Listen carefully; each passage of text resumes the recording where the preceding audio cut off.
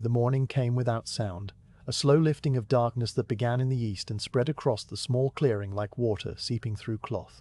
You woke in that half-light, the space around you still and cool, the walls of the log shelter holding the scent of dry wood and old ash. The fire had burned down to a mound of fine grey powder, and a single thin wisp of smoke rose from the center, curling upward before vanishing into the grey air. For a long moment you lay still, feeling the weight of the wool blanket over your legs, the rough texture of the packed earth floor beneath the thin bed of pine boughs. The everyday heroes who, tis coldest and most not unpleasant, a reminder of the elevation and the open country beyond the door. A faint line of pale light outlined the gaps in the chinking, and you listened to the silence that was not truly silent, but filled with the small creaks of cooling wood and the distant, almost imagined sound of a creek tumbling over stone somewhere downhill. Slowly you sat up and stretched your arms, feeling the pull of muscles still warm from sleep. You folded the blanket lengthwise, then again, smoothing the wool with your palms until it formed a tight, compact roll, no thicker than your forearm. The leather ties that bound it were stiff from the night's chill, and you worked them loose, then tight again, with the same patient movements you had used 100 times before. Next you reached for the small cooking pot, a blackened tin vessel that nested neatly inside your possibles bag, and you set it aside while you checked the flint and steel wrapped in an oiled cloth. The cloth was damp from the dew that had crept in through the chinking, so you opened it and let the morning air dry the steel while you packed the rest of your gear. The steel was a dark, oblong piece with a worn groove in the center where your thumb rested, and as it dried, you ran your finger along its edge, testing for any rust that might need attention. Finding none, you folded the cloth around it once more and tucked the bundle into the possibles bag. The bag itself, made of soft brain-tanned deerskin, held a little wooden box of charcloth, a sewing kit with a few bone needles stuck into a scrap of linen, a small whetstone wrapped in a square of oiled fabric, and a spare piece of tow for cleaning the rifle. You inventoried each item not by looking but by feel, your fingers recognizing the familiar shapes in the dim light, and then you tied the bag shut and slipped it into the larger pack. The pack was a simple canvas sack with leather straps that you had oiled the week before, and it accepted the blanket roll, the pot, the bag of provisions, and the spare moccasins without complaint. You lifted it by the top strap and settled it across your shoulders, adjusting first the right, then the left, pulling the straps down snug, then loosening the left one a thumb's width, then tightening it again until the weight rested evenly between your shoulder blades, a familiar burden that felt almost like a companion. The rifle stood in the corner, its stock cool against the logs, and you picked it up last, checking the flint in the lock and the powder in the pan before cradling it in the crook of your arm. You stepped out of the shelter into a world washed in grey and silver. The grass in the clearing stood heavy with dew, each blade bent under a clear drop that caught the growing light. The forest waited a few hundred paces away, a dark wall of trunks and foliage that seemed to breathe in the stillness. You walked toward it slowly, your boots pressing into the soft earth of the clearing, leaving prints that filled with water almost at once. The packed ground near the shelter gradually loosened, turning from bare dirt to a carpet of last year's leaves that crackled under your weight, their edges curled and brown. At the very edge of the trees you paused and looked back at the clearing, at the thin column of smoke still rising from the dead fire, at the small garden plot with its rows of beans and squash just beginning to yellow, at the distant shape of the next homestead half a mile down the valley, its chimney smoke a pale smear against the darker ridge beyond. The sight held no sadness, only a quiet acknowledgment of the comfort left behind, and then you turned and stepped into the woods. The forest closed around you with the gentleness of an old door swinging shut. The sounds of the settled land, the distant crowing of a rooster, the faint ring of an axe on wood, faded first to a murmur and then to nothing at all. In their place rose the voice of the forest itself, a continuous low rustle of wind moving through the high branches of oaks and hickories, punctuated now and then by the scolding chatter of a squirrel. The trail you followed was not much more than a deer path, a faint depression in the leaf litter that wound between the massive trunks, sometimes disappearing entirely for a few paces where a patch of ferns had grown over it, or a fall of branches had obscured the way. Each time you paused, scanning the ground for the next sign, a scuffed stone here, a broken twig there, a sapling bent slightly away from the path, as if something had pushed past it long ago. In your hand you carried a small brass compass, its glass face catching the pale light, and every few hundred paces you stopped and watched the needle settle, a slow oscillation that ended with the dark tip pointing steady and true to the north. The needle never jumped or wavered, only drifted with a kind of underwater slowness from one side to the other before coming to rest, and you followed its guidance as naturally as you followed the path itself. The habit was an old one, performed without hurry, and after each check you folded the compass into your palm and walked on with the bearing fixed in your mind, your eyes returning to the ground and the trees and the shifting patterns of light. The first hour passed in this way, a quiet procession of steps and breaths and the gradual brightening of the light. The canopy overhead, dense with broad green leaves, let through only scattered shafts of sunlight that moved across the forest floor as the morning advanced, illuminating first a patch of moss glowing like a green flame, then the silver-grey bark of a beech tree, then a cluster of pale mushrooms pushing up through the duff. You stepped over moss-covered logs that crumbled softly under your weight, releasing a faint earthy sweetness, and you skirted around boulders half buried in the soil and covered with crusty grey lichen that flaked off under a gentle touch. Low-hanging branches brushed your hat with a whisper of leaves, and you ducked under them without breaking stride.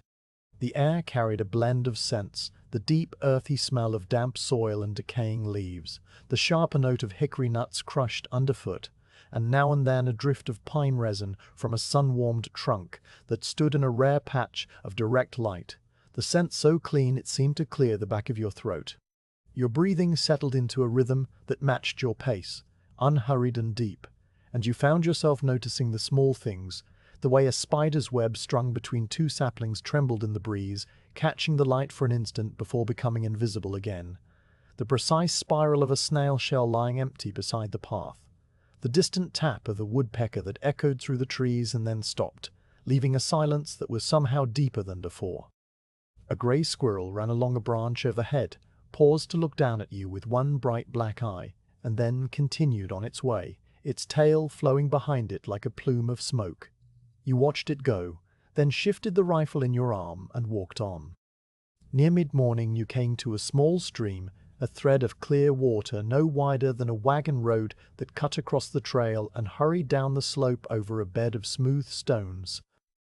The sound of it reached you before you saw it, a soft, continuous gurgle that grew steadily louder as you descended a short, gentle slope where the ground grew damp and the ferns grew thicker. At the stream's edge, you knelt and set your pack aside, placing it on a dry rock that still held the cool of the night. The water was cold enough to make your fingers ache as you unscrewed the cap of your canteen and held it under the flow, watching the bubbles swirl and then vanish as the metal vessel filled. You drank deeply, the water tasting of stone and deep forest shade, a clean, almost sweet taste that spread through your chest, and then you refilled the canteen again and screwed the cap on tight. For a few minutes you stayed there on your knees, watching the stream go about its endless work. The way it parted around a larger stone and formed a tiny standing wave that held its shape without moving. The way fallen leaves eddied in a backwater behind a half-submerged branch, turning slowly in circles, the way the light flickered on the surface in a dance too quick to follow. All of it, a small, self-contained world of motion and sound. A small brown bird flitted down to a stone midstream, dipped its beak, and flew off again, and you watched its flight until it disappeared into the green shadows upstream. The rock where your pack rested was covered with a fine tracery of dried moss, and you traced the pattern with one finger before rising to your feet. You shouldered the pack once more and stepped across the stream on a series of stones that had been placed there, whether by human hands or by the river itself, you could not tell. The stones were flat and steady, and you crossed with care, feeling the coolness of the water even through the leather of your boots. On the far bank, the trail began a new character, tilting upward in a gentle but steady incline that marked the beginning of the foothills. The trees here changed by slow degrees. The oaks and hickories of the lowland gave way to more maples, their leaves a lighter green and shaped like spread hands, and to the first scattered beeches with their smooth grey bark that looked almost like poured wax. The ground underfoot grew rockier, and you found yourself placing each foot with a little more care, testing the stability of the stones before committing your weight. Your pace slowed, but not from weariness. It was simply the pace the mountain asked for, a slower, more deliberate rhythm that matched the steepening of the land.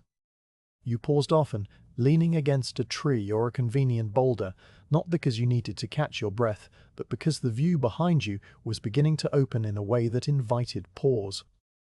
Through the thinning trees you could see the valley you had left, the patchwork of fields looking like small squares of brown and green, the thin line of the stream you had crossed now, a silver thread, the smoke from the distant homestead, a faint smudge, all of it growing smaller and more distant, a map of your morning's journey laid out beneath the climbing sun. The air grew perceptibly cooler as you rose, carrying a thin, clean edge that was absent in the valley, and the bird calls changed too, becoming fewer but sharper, the notes of a thrush ringing out clear and solitary in the stillness. The trail curved around the shoulder of a hill and entered a stand of tall pines, their trunks straight and dark, their branches beginning high above the ground so that you moved through an open, cathedral-like space carpeted with brown needles. The light here was dimmer, a greenish dusk even in late morning, and your footsteps made almost no sound on the soft mat of needles. A fallen tree lay across the trail, its bark already peeling away in long strips, and you climbed over it slowly, one leg and then the other, feeling the rough texture under your hands, the slight give of the wood. On the other side the trail continued its upward slant, now cutting across a slope where ferns grew thick and green, their fronds reaching to your knees and brushing softly against your leggings with a faint, damp touch. You walked on through this green corridor, the ferns parting before you and closing behind, and the stillness was so complete that you could hear the soft whisper of your own sleeve against your side, the creak of the pack straps with each step, the steady rhythm of your own breath. A patch of pale lichen spread across a rock face to your left, shaped like a map of some unknown country, and you paused to look at it, noting the fine grey-green lines that traced its surface. Then you continued, following the faint path as it angled across the slope, the compass needle steady in your pocket, the mountains drawing slowly closer with each patient footfall, the day stretching out ahead like the trail itself, long and unhurried and full of the quiet details that fill a journey, measured not in miles, but in the slow accumulation of light and shadow, and the small, constant work of placing one foot in front of the other. The trail tilted upward with a steadiness that felt almost patient, as if the mountain itself understood the pace you needed and asked for nothing more. You settled into a slower rhythm, a measured sequence of placing one foot and then the other, each step a small, deliberate act that brought the ground a little closer before it fell away behind you. The weight of the pack, the rifle cradled in your arm, the leather of your boots pressing into the duff, all of it became part of the same quiet machinery of movement. The trees changed as you climbed, not all at once but in a gradual shifting of shapes and colors that you noticed only when you paused to look around. The wide spreading oaks of the lower forest grew less frequent, replaced by more maples with their lighter bark and leaves like green hands, and by beeches whose trunks rose smooth and grey like columns of poured wax, their slim forms growing closer together so that light between them narrowed into vertical shafts. The undergrowth thinned as the canopy thickened, leaving only patches of low ferns and an occasional cluster of pale mushrooms pushing up through the dark soil. You stepped over a tangle of roots that crossed the trail like the veins on the back of a hand, the wood worn smooth by the passage of deer and the weather, and you noticed the way the ground felt different underfoot now, rockier and more resistant, with flat stones beginning to shoulder up through the leaf litter. Your breathing deepened as you climbed, a slow and steady tide that matched the rise and fall of your feet. You paused from time to time, leaning your shoulder against a beech trunk, and each pause was an invitation to notice the small things that filled the forest. A line of ants moved across a fallen branch, each one carrying a tiny fragment of leaf, their procession so orderly and unhurried that you watched them until they disappeared into a crack in the bark. A patch of moss on a nearby rock glowed a brilliant green in a shaft of sun, and you could see the tiny stalks rising from its surface, each one crowned with a minute capsule no bigger than a grain of sand. The air up here was thinner and carried a clean scent of damp stone and old leaves, with an occasional drift of something sweet from a flowering shrub you could not see. After each pause you pushed away from the tree and continued, the trail drawing you upward in its long diagonal across the slope. The mountain opened a view behind you as you rose, and whenever the trees thinned, you stopped to look back, not because you needed to orient yourself, but simply because the sight was there. A layered wash of green hills, folding into one another, each ridge a little paler than the one before, until the farthest line of high ground was barely a smudge of blue-gray against the sky. You could see the valley you had left that morning, the patchwork of fields now reduced to a few brown and green squares, the thread of the stream a silver line that caught the sun for a moment and then went dull. The smoke from the distant homestead had faded, dissolved into the haze of the morning, and the whole settled world lay far below, in a quiet that seemed to deepen with every step you took away from it. You turned from the view and walked on, the trail now cutting across a steep slope, where the mountain fell away sharply on your left and rose on your right in a tumble of moss-covered boulders. The path was narrow here, a ledge of packed earth and stone that required your full attention, and you placed each foot with care, testing the ground before committing your weight, your free hand brushing the uphill bank for balance. The drop was not sheer, but a long slope of ferns and fallen timber, and you noted it without alarm, simply as a feature of the land to be respected and then passed. After a time, the trail leveled onto a narrow spine of land, a ridge that ran like a backbone between two deeper valleys, and here the walking grew easier. Ferns grew thickly on both sides of the path, their fronds reaching to your waist and brushing softly against your leggings with a damp, feathery touch. The light on this open ridge was different, full and golden, and you felt the sun on your shoulders for the first time in an hour. A breeze moved along the ridge, steady but gentle, and it carried the scent of warm grass and the faint mineral tang of exposed stone. You walked along the spine with the sky open above you, a pale blue dome marked here and there with small clouds that drifted so slowly they seemed to hang in place. The ferns on either side rustled with the breeze, and you could hear the sound of your own footsteps on the springy turf, a soft crunching that was the only break in the stillness. Midday found you at a place where the ridge widened into a small level area dotted with flat rocks and a few wind-stunted pines. You lowered your pack to the ground and sat on a sun-warmed boulder, stretching your legs out before you. From this high perch you could see the line of the ridge you had just walked, a green serpentine curve that disappeared into the forest, and ahead the land rose again into another wooded crest that marked the next stage of the climb. You took out a piece of dried meat and a hard biscuit, eating slowly while watching the way the light moved across the landscape, the shadows of clouds drifting over the lower hills like dark ships on a green sea. The meat was tough and salty, and you chewed each mouthful for a long time, washing it down with cool water from your canteen, which still held the faint mineral taste of the stream. A small bird with a grey back and a white breast landed on a pine branch nearby, cocked its head at you, and then flew off down the ridge, and you followed its flight until it vanished into the green. After a while you rose and shouldered the pack once more, the straps settling into the familiar grooves they had worn over your shoulders, and you continued along the spine. The ridge dipped for a time, descending into a shallow saddle, where the ferns gave way to a grove of young birches, their white bark peeling in thin curls that rustled in the breeze. The ground here was softer, covered with a thick layer of fallen leaves that had rotted into a dark, spongy mat, and your footsteps made no sound at all. You passed through the birch grove slowly, touching the papery bark with your fingertips, feeling its cool smoothness, and then the trail began to rise again. climbing out of the saddle and onto the next prominence. The sun had passed its zenith now and was beginning its slow arc downward, the shadows lengthening to the east in a gradual stretch that you marked against the trees. The light took on a warmer tone, a faint golden tint that coloured the bark of the beeches and turned the ferns to a yellow-green. You kept to your steady pace, noting the change, but not hurrying, the mountains still ahead and the afternoon still long. A second ridge opened before you, higher than the first and wooded with spruce and fir that stood dark against the sky.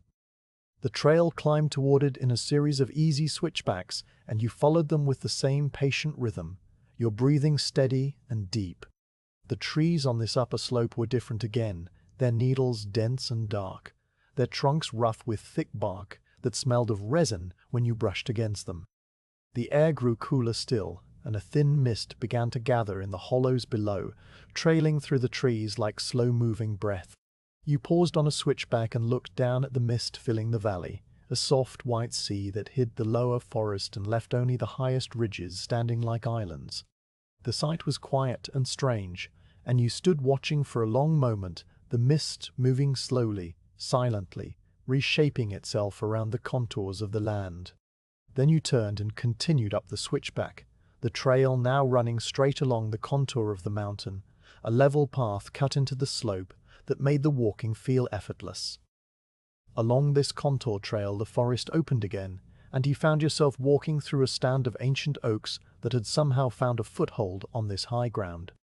Their trunks were massive, wider than you could span with both arms, and their branches spread overhead in a canopy so dense that the ground beneath was bare of undergrowth, covered only with a deep layer of acorn shells and dry leaves.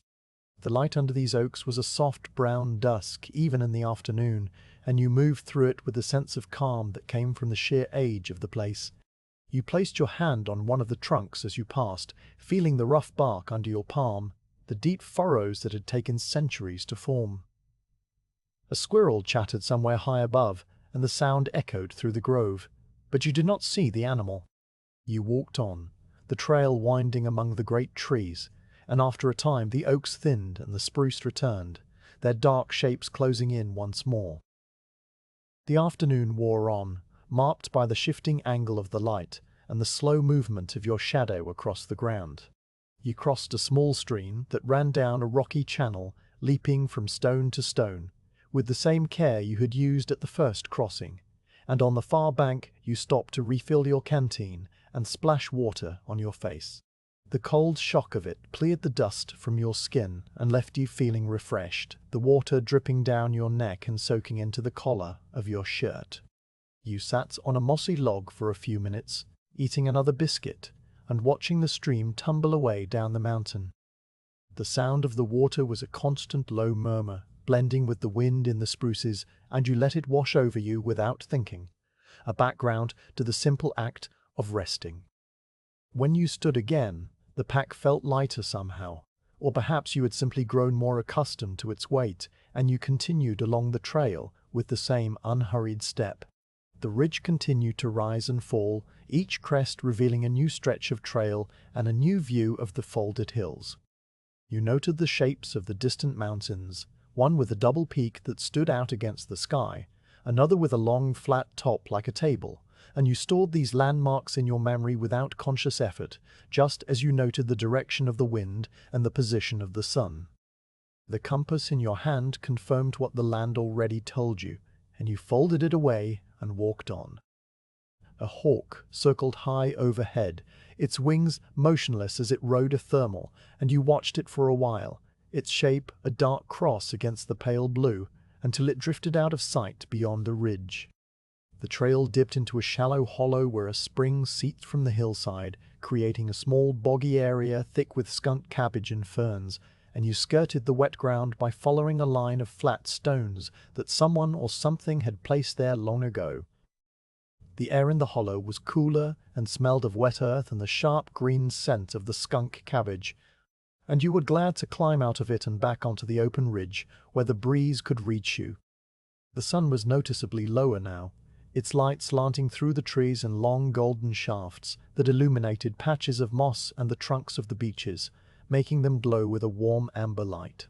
Your shadow stretched far behind you, a long, thin shape that moved over the ground like a second walker. You felt the first touch of evening coolness on your face, a reminder that the day was drawing toward its close, and you began to think of finding a place to camp, a level spot near water where you could build a fire and spread your blanket. But the ridge still offered no such place, only the narrow spine and the steep slopes on either side, so you kept walking, your eyes scanning the land ahead for any sign of a break in the terrain, a hollow or a stream bed that might offer shelter. The trail descended from the ridge at last, dropping into a small valley where the trees grew taller and the ground was softer. A creek ran through the bottom, and you followed its sound down the last slope, your pace quickening just slightly, with the prospect of water and rest. The creek was wider than the previous streams, running over a bed of smooth grey stones with a sound that was deeper and more musical, a steady gurgling that filled the little valley. You found a level spot on a gravel bank above the water, a place where the grass had been flattened by deer, and you lowered your pack with a sense of quiet satisfaction. The campsite was good, sheltered by a leaning hemlock on one side and open to the creek on the other, and you stood for a moment in the fading light, looking at the water and the trees and the sky turning gold above the ridge you had just descended. The mountain was behind you now, its first ridge crossed, its steeper slopes still waiting somewhere ahead in the gathering dusk. But for this moment there was only the sound of the creek and the cool evening air and the slow, careful work of making camp. The descent from the ridge was a gentle unwinding, the trail loosening its steep grip on the mountainside and softening into a series of long, easy traverses that carried you down through a mixed wood of maple and birch. The light changed as you dropped in elevation, growing greener and more filtered, the canopy closing overhead like a slow door. Your legs welcomed the downward slope after the long climb, and you settled into a relaxed stride, letting gravity do some of the work while your eyes roamed the forest floor. The ground was thickly carpeted with last autumn's leaves, their colors faded to a uniform brown, and here and there a pale shoot of new growth pushed through the litter. A fiddlehead fern still tightly curled, a cluster of trilliums with their 3 white petals nodding in the shade. You stepped around them without thinking, the path of least disturbance already marked by the trail itself. The sound of water reached you before the sight of it, a low continuous murmur that grew steadily louder as you descended, separating into the distinct notes of a creek running over stones. The air grew cooler and damper, carrying a fresh scent that cut through the dry smell of leaves and bark. Soon the trees parted, and you stepped into a small hollow where the creek ran broad and shallow over a bed of smooth, water-worn stones. The banks were lined with ferns and patches of soft green moss, and a large flat rock, its surface bleached grey by the sun, sat near the water's edge like an invitation. The creek was wider than the streams you had crossed earlier, perhaps 15 feet from bank to bank, but shallow enough that you could see every pebble on the bottom through the clear, fast-moving water. Sunlight fell directly on the open hollow, warming the rock and the surrounding grass, and the whole place had a quiet, sheltered feeling, a natural resting spot tucked into the fold of the mountain. You shrugged off your pack and leaned it carefully against the trunk of a young hemlock that grew at the edge of the clearing. The rifle you propped beside it, the stock resting on a dry patch of ground, the barrel angled safely away. For a moment you simply stood still, letting the weight of the morning's walk settle out of your shoulders. The creek sang its steady song, a blend of high trickles and lower gurgles, and a light breeze moved through the hollow, stirring the ferns and cooling the skin of your face. You knelt at the water's edge and cupped your hands, drinking deeply.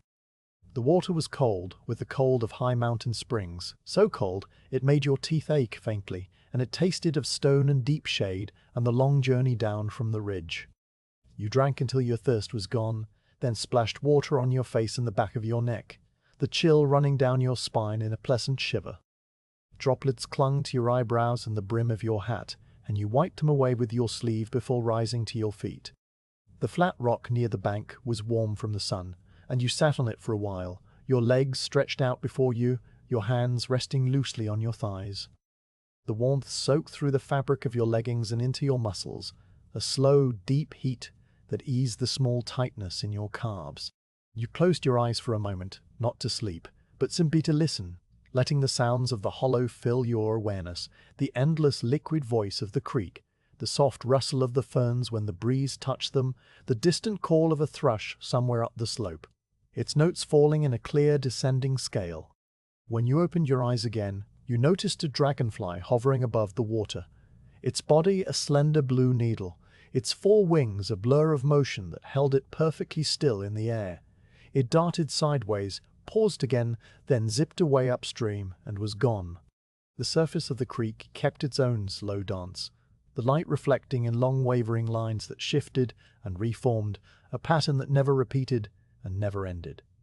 After a time you rose and began the small familiar work of making a fire. You gathered dry twigs from beneath the hemlock, where the dense branches had kept the ground sheltered from rain. The twigs were brittle and snapped cleanly, and you sorted them by size into small piles on the flat rock. From a fallen birch nearby you stripped several curls of papery bark, tucking them into your possibles bag for later, and from a dead branch you shaved a handful of thin curls with your knife, the pale wood peeling away in long, fragrant ribbons. You cleared a small circle of ground near the creek, scraping away the leaves and duff until you reached bare soil, then ringed the spot with stones gathered from the bank. The tinder went in the center, the thinnest twigs above it in a loose teepee, and then the slightly thicker sticks laid carefully across.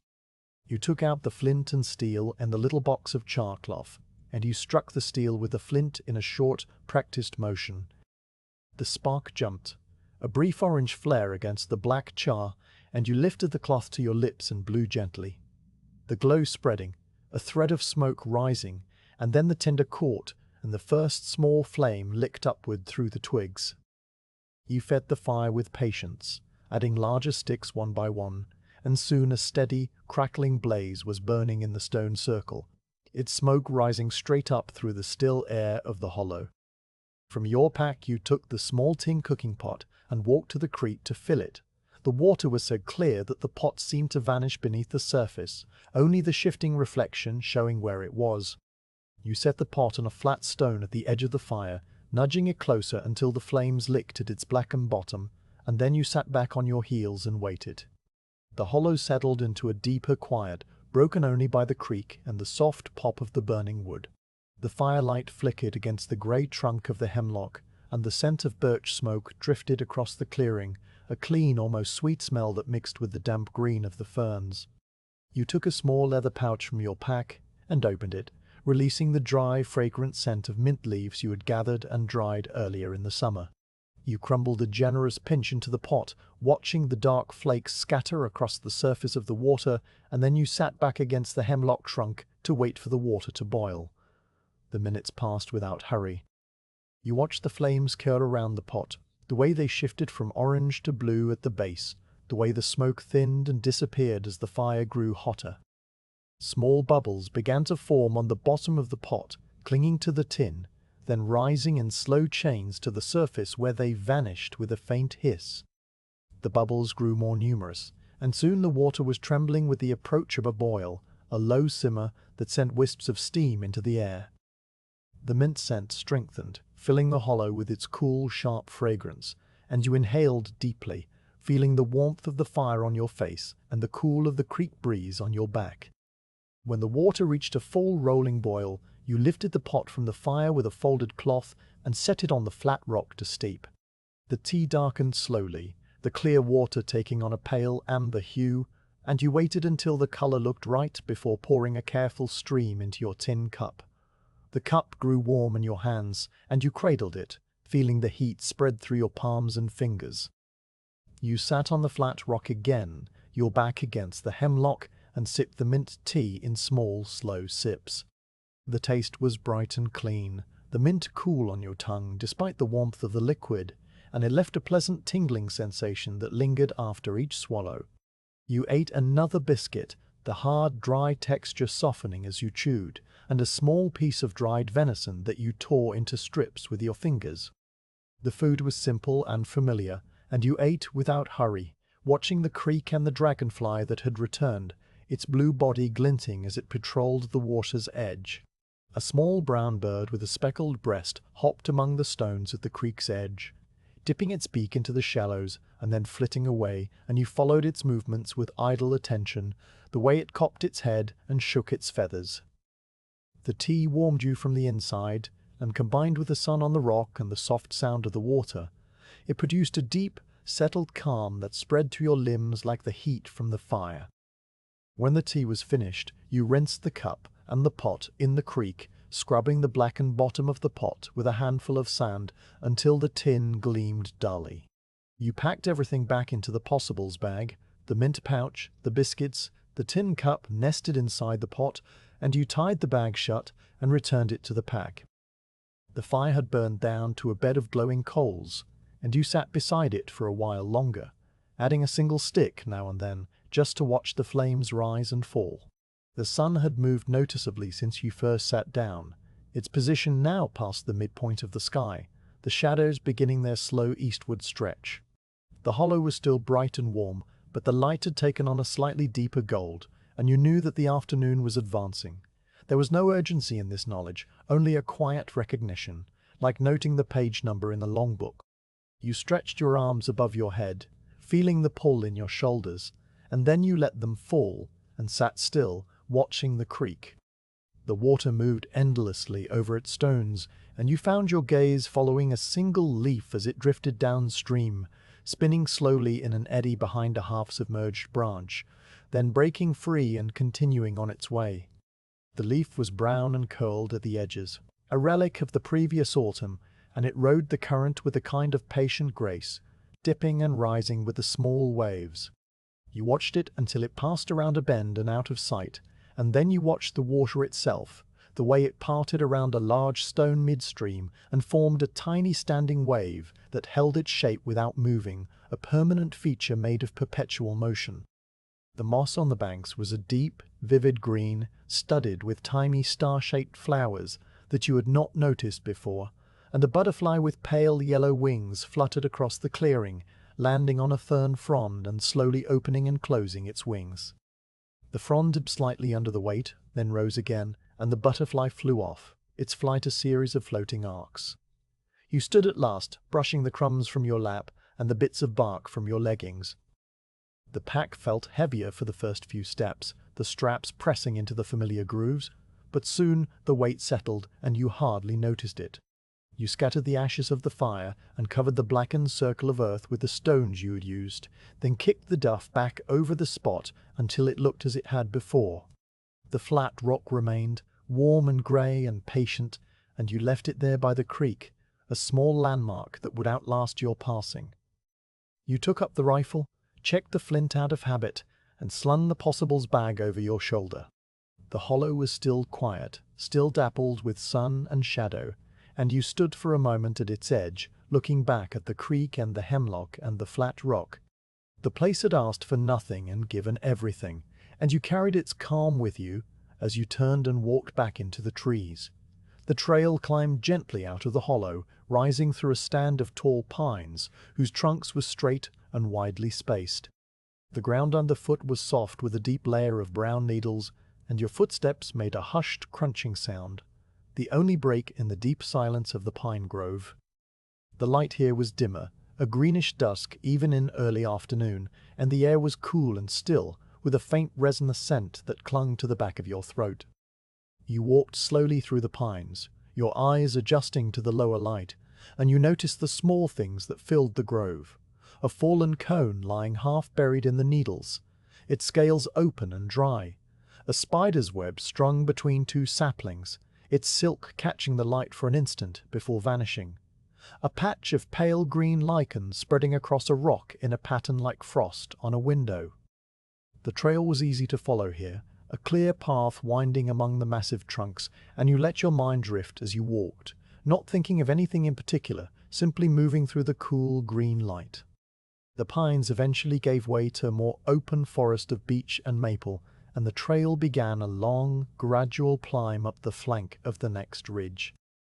The sun reappeared, warmer now and lower in the sky, and the shadows of the trees fell across the trail in long stripes. You climbed with the same measured pace you had used all day, your breathing steady and deep, your footsteps falling into a rhythm that seemed to match the slope itself. The forest around you was full of the sounds of late afternoon, the rustle of leaves in the breeze, the distant tapping of a woodpecker, the occasional chatter of a squirrel. You paused now and then to look back, and each time the view had grown a little wider, the hollow with the creek now a small green dip far below, the ridges beyond it rolling away in layers of blue and grey. The air grew cooler as you climbed, and you felt the first hint of the evening chill on the breeze, a reminder that the day was slowly turning toward its end. But the sun was still warm on your shoulders, and the trail was still clear before you, and you climbed on into the golden afternoon. The calm of the noonday rest still settled deep in your bones. The trail, which had been climbing steadily through open beech and maple, bent suddenly to the left and dipped over a rocky lip into a different world. The change was not gradual, but immediate, as if the mountain had drawn a line between the sunlit slopes and the shadowed depths. You stepped from the golden afternoon into a dim green twilight, where the pines grew so close together that their branches interlaced overhead, sealing the hollow in a perpetual dusk. The temperature dropped at once, a coolness that wrapped around you like a damp cloth, and the air grew so still that the sound of your own breathing seemed loud in your ears.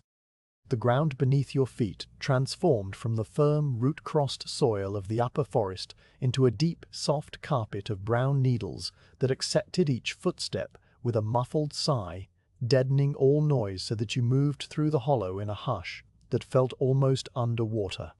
The pines rose on every side, their trunks straight and dark and so closely set that you could not see more than a dozen paces in any direction, each one covered in rough, deeply furrowed bark that ran in vertical seams from the needle-strewn floor to the high, unseen canopy. The light that filtered down through the dense branches was green and diffuse, without a single direct shaft of sun, and it gave everything a muted, dreamlike quality. You stopped just inside the boundary of the hollow, letting your eyes adjust, and the stillness settled around you like a held breath. Walking through the hollow was a process of slow, deliberate movement. You placed each foot with care, feeling the deep cushion of needles compress and then spring back slightly as you lifted your weight. The trail was still visible, a faint depression in the uniform brown that wound among the massive trunks, but it required more attention here as the constant fall of needles over the years had softened every edge and blurred every boundary. You followed it by habit, and by the occasional glimpse of a worn root or a stone that had been kicked aside long ago, and you moved at a pace that was even slower than the steady rhythm you had kept all day, a pace dictated by the stillness of the place. The air had a dampness that clung to your clothing, a cool, penetrating moisture that beaded on the brim of your hat and left a fine, cold film on the exposed skin of your hands and face. It carried a smell that was deep and ancient, the smell of pine resin and slow decay, of needles breaking down into soil over centuries, of wood that had never fully dried. You inhaled it with each breath, a clean but heavy scent that filled your lungs and seemed to settle in the back of your throat. The tree trunks rose around you like the columns of some vast, silent hall, and you found yourself looking up frequently, following their lines as they disappeared into the gloom above. The bark was rough under your fingers when you paused to touch it, deeply furrowed with ridges that felt like the spine of an old book, and it was cool and slightly damp against your palm. Ferns grew at the bases of the trees, their fronds a pale, delicate green that stood out against the dark brown of the needles, and small mosses, shaped like tiny stars, spread in patches across the exposed roots, each one a perfect miniature forest of soft, feathery stalks. You knelt once to look more closely at a patch of this moss, and you could see the individual spore capsules rising on thin, hair-like stems, each one no bigger than the head of a pin. The moss was cool and moist to the touch, yielding like a sponge, and when you pressed a finger gently into it, the impression stayed for a moment before slowly rising again. You stood and walked on, and the moss and the ferns continued to appear at the edges of your vision, constant companions in the gloom. The silence of the hollow was the deepest you had encountered on the whole journey, a silence so complete that at first you thought you had gone deaf. But as your ears adjusted, you began to hear the small hidden sounds that filled it. The faint drip of condensed moisture falling from the needles high above, a drop striking a leaf with a tiny musical tap, then another after a long interval, the soft thump of a pine cone somewhere off to your left as it detached and fell straight down into the needle bed, the distant, almost imagined sound of a single bird calling far up the slope, its note thin and clear swallowed by the dense trees. The dripping came at irregular intervals, never forming a pattern, and you would sometimes stop to listen, hearing the drop fall and then waiting for the next one that might come. In 5 seconds or 20, a small, patient rhythm that seemed to measure out the quiet. The pinecone falls were rarer, each one a soft, heavy sound that was over almost as soon as it began, leaving a little crater in the needles that you passed later on, the cone lying there still and dark. These sounds did not break the silence, but rather defined it, giving shape to the stillness that surrounded them, and you grew accustomed to them as you walked, the way one grows accustomed to the ticking of a clock in a quiet room. The trail led you around the massive roots of the oldest pines, their gnarled surfaces rising from the needles like the backs of buried creatures. You stepped over them carefully, sometimes using a hand on the trunk for balance, and you noted the way the bark on the roots was smoother than on the trunk above, worn by the passage of countless rains and the brush of passing animals. In the deeper hollows between the roots, the needles had collected in thick drifts, and your foot sank ankle-deep into their dry, springy mass, releasing a faint, dusty fragrance that rose around you. Small seeps appeared where the ground dipped, places where water from some hidden spring trickled through the moss and gathered in shallow, clear pools. You came upon the first of these seeps after perhaps an hour of walking, a small patch of wet ground where the moss gave way to dark mud and the water welled up so slowly that it seemed to tremble rather than flow. The pool was no larger than a dinner plate, perfectly round and perfectly clear, and you could see the bottom, a mosaic of tiny pebbles and dark waterlogged leaves. You knelt beside it and dipped your fingers in, the water so cold that it sent a sharp tingling sensation up through your hand and into your wrist. You cupped a small amount and splashed it on your face, the chill shocking your skin and clearing the faint drowsiness that the still air had induced. Droplets ran down your cheeks and dripped from your chin onto the needles, and you wiped the rest away with your sleeve, feeling the cold linger on your skin as you stood and continued on.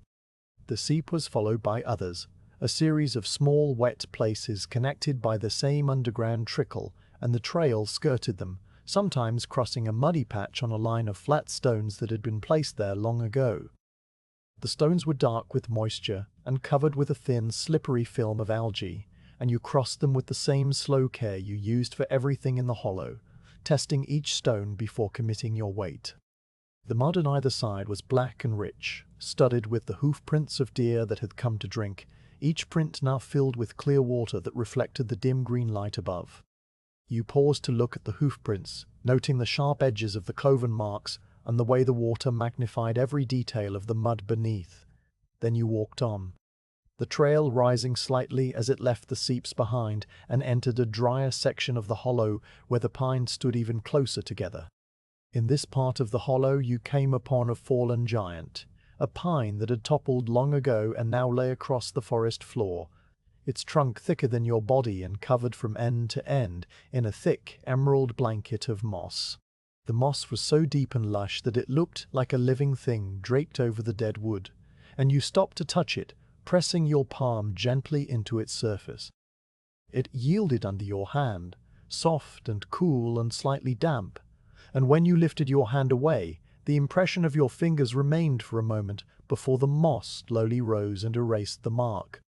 You stood beside the fallen tree for a while, looking at the way the moss wrapped around the trunk, climbing up the sides and spilling over the top in thick, rounded cushions, and you noticed the tiny fungi that sprouted from the moss in clusters, their caps pale brown and no bigger than a fingernail.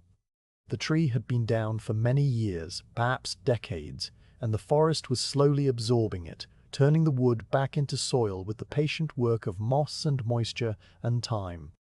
You climbed over it carefully, placing your foot on a section where the moss was thinnest and the old bark still showed through, and then you jumped down lightly onto the soft needles on the far side, the sound of your landing swallowed instantly by the muffled ground.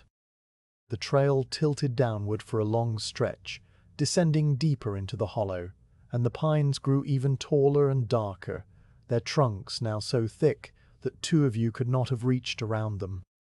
The light dimmed further, the green dusk deepening to a near twilight, and you walked through this subterranean world with a growing sense of calm, the kind of calm that comes from being completely enclosed and completely alone. The air remained perfectly still, and the dampness increased until you could feel it on your face with every breath, a cool, moist touch that was not unpleasant. The brim of your hat was thoroughly wet now, and small drops of condensed moisture occasionally fell from it onto your hands or the stock of your rifle, each one a tiny, cold surprise. You wiped the rifle stock dry with your sleeve from time to time, a habit that required no thought, and you continued on, your footsteps making the same soft, crunching sound that had been your only music for hours. At last the trail began to level, and you noticed a change in the light, a subtle brightening that came not from any break in the canopy, but from a shift in the trees themselves. The pines began to thin, their dark, solemn ranks giving way to a lighter, more open mix of birch and poplar. The trunks of these new trees were pale, almost white, and their bark peeled away in thin, papery curls that rustled softly as you passed. The ground underfoot changed too, the deep needles replaced by a litter of broad leaves that crackled more sharply under your boots, a crisp, dry sound that felt loud after the muffled silence of the pines. The air remained cool, but the dampness lessened, and the green twilight lifted enough that you could see patches of actual daylight ahead, pale and golden and impossibly bright after the long dimness. A gentle breeze found its way into the hollow for the first time, stirring the leaves of the birches and the poplars with a soft, continuous hissing sound that followed you as you walked, a sound like gentle rain on a distant roof. You passed the last of the big pines, their dark trunks receding behind you like a wall, and the hollow began to open, the valley walls sloping back, the sky appearing in fragments of pale blue through the light canopy of the birch leaves. The breeze touched your face, cool and fresh, drying the moisture on your skin, and you walked on through the shifting light, the hiss of the leaves accompanying each step until the land began to rise again and the trees thinned enough to show the full expanse of the late afternoon sky, washed in the soft gold that comes just before the sun begins its final descent. The light had begun its slow turn toward evening when you first noticed the sound of water again, a distant murmur that rose and fell as the trail wound along the mountainside. The birches and poplars that had accompanied you out of the deep hollow gradually gave way to a more open forest of maple and ash, their leaves catching the low sun and glowing with a yellow-green translucence. The air had warmed slightly after the chill of the pine grove, and a soft breeze moved through the branches, carrying the clean scent of the coming dusk. You walked with an easy, rolling stride, your body now fully accustomed to the weight of the pack and the rhythm of the trail, and you found yourself listening to the growing sound of the water with a quiet anticipation. A creek, wider than the others, was somewhere ahead and below, its voice a steady, layered rush that spoke of deeper channels and broader flow. The trail slanted downward, and you followed it through a stand of tall ash trees whose trunks were gray and finely grooved, the ground beneath them padded with fallen leaves that crackled lightly under your boots. The sound of the creek grew clearer with every step, separating into the rush of the main current and the gurgle of water pouring over stones, until at last the trees opened and you stepped onto a high bank overlooking a broad, slow-moving stream. The creek ran through a small valley, its course marked by a wide gravel bank that sloped gently down to the water's edge. The opposite bank was a mirror of this one, lined with alders and willows whose trailing branches brushed the surface, their leaves flickering in the current. The water itself was clear and amber-tinted, moving at a pace that was neither fast nor slow, a calm, steady flow that caught the slanting sunlight and broke it into shifting panels of gold. You stood on the bank and looked up and down the stream, noting the way it curved around a bend upstream and disappeared among the trees, and the way it widened downstream into a shallow pool where the surface was smooth and dark. A level area of grass and packed gravel lay just above the bank, sheltered on one side by a leaning sycamore whose mottled bark peeled away in pale patches, and on the other by a low thicket of dogwood. The spot was clearly a place where deer came to drink, their narrow trails leading down to the water through the grass, and it offered everything you needed: level ground, water nearby, and wood for a fire scattered along the edge of the forest. You lowered your pack to the ground beside the sycamore, the canvas settling onto the grass with a soft, heavy sound. The rifle you leaned carefully against the pale trunk, its barrel resting in a fork of the bark where it would not slip. For a moment you simply stood still, rolling your shoulders to ease the small stiffness that had settled there, and you took in the full quiet of the little valley. The creek filled the air with its steady voice, a sound that was both constant and varied, the deep note of the main current blending with the higher, brighter sounds of water spilling over a half-submerged log near the far bank. A pair of small birds darted among the alders, their grey bodies quick against the green leaves, and a single crow called from somewhere up the ridge, its rough voice echoing once and then fading. The sun was low enough now that the shadows stretched long across the grass, and the light had taken on a warm amber color that made the gravel bank glow. You breathed in the cool, clean air, feeling the day's miles settle into your legs, and then you began the familiar work of making camp. You walked the edge of the clearing first, gathering firewood from the drift of fallen branches that the forest had left along its margin. The work was unhurried and methodical, a slow accumulation of fuel that took you from the sycamore to the dogwood thicket and back again, your arms gradually filling with sticks of various sizes.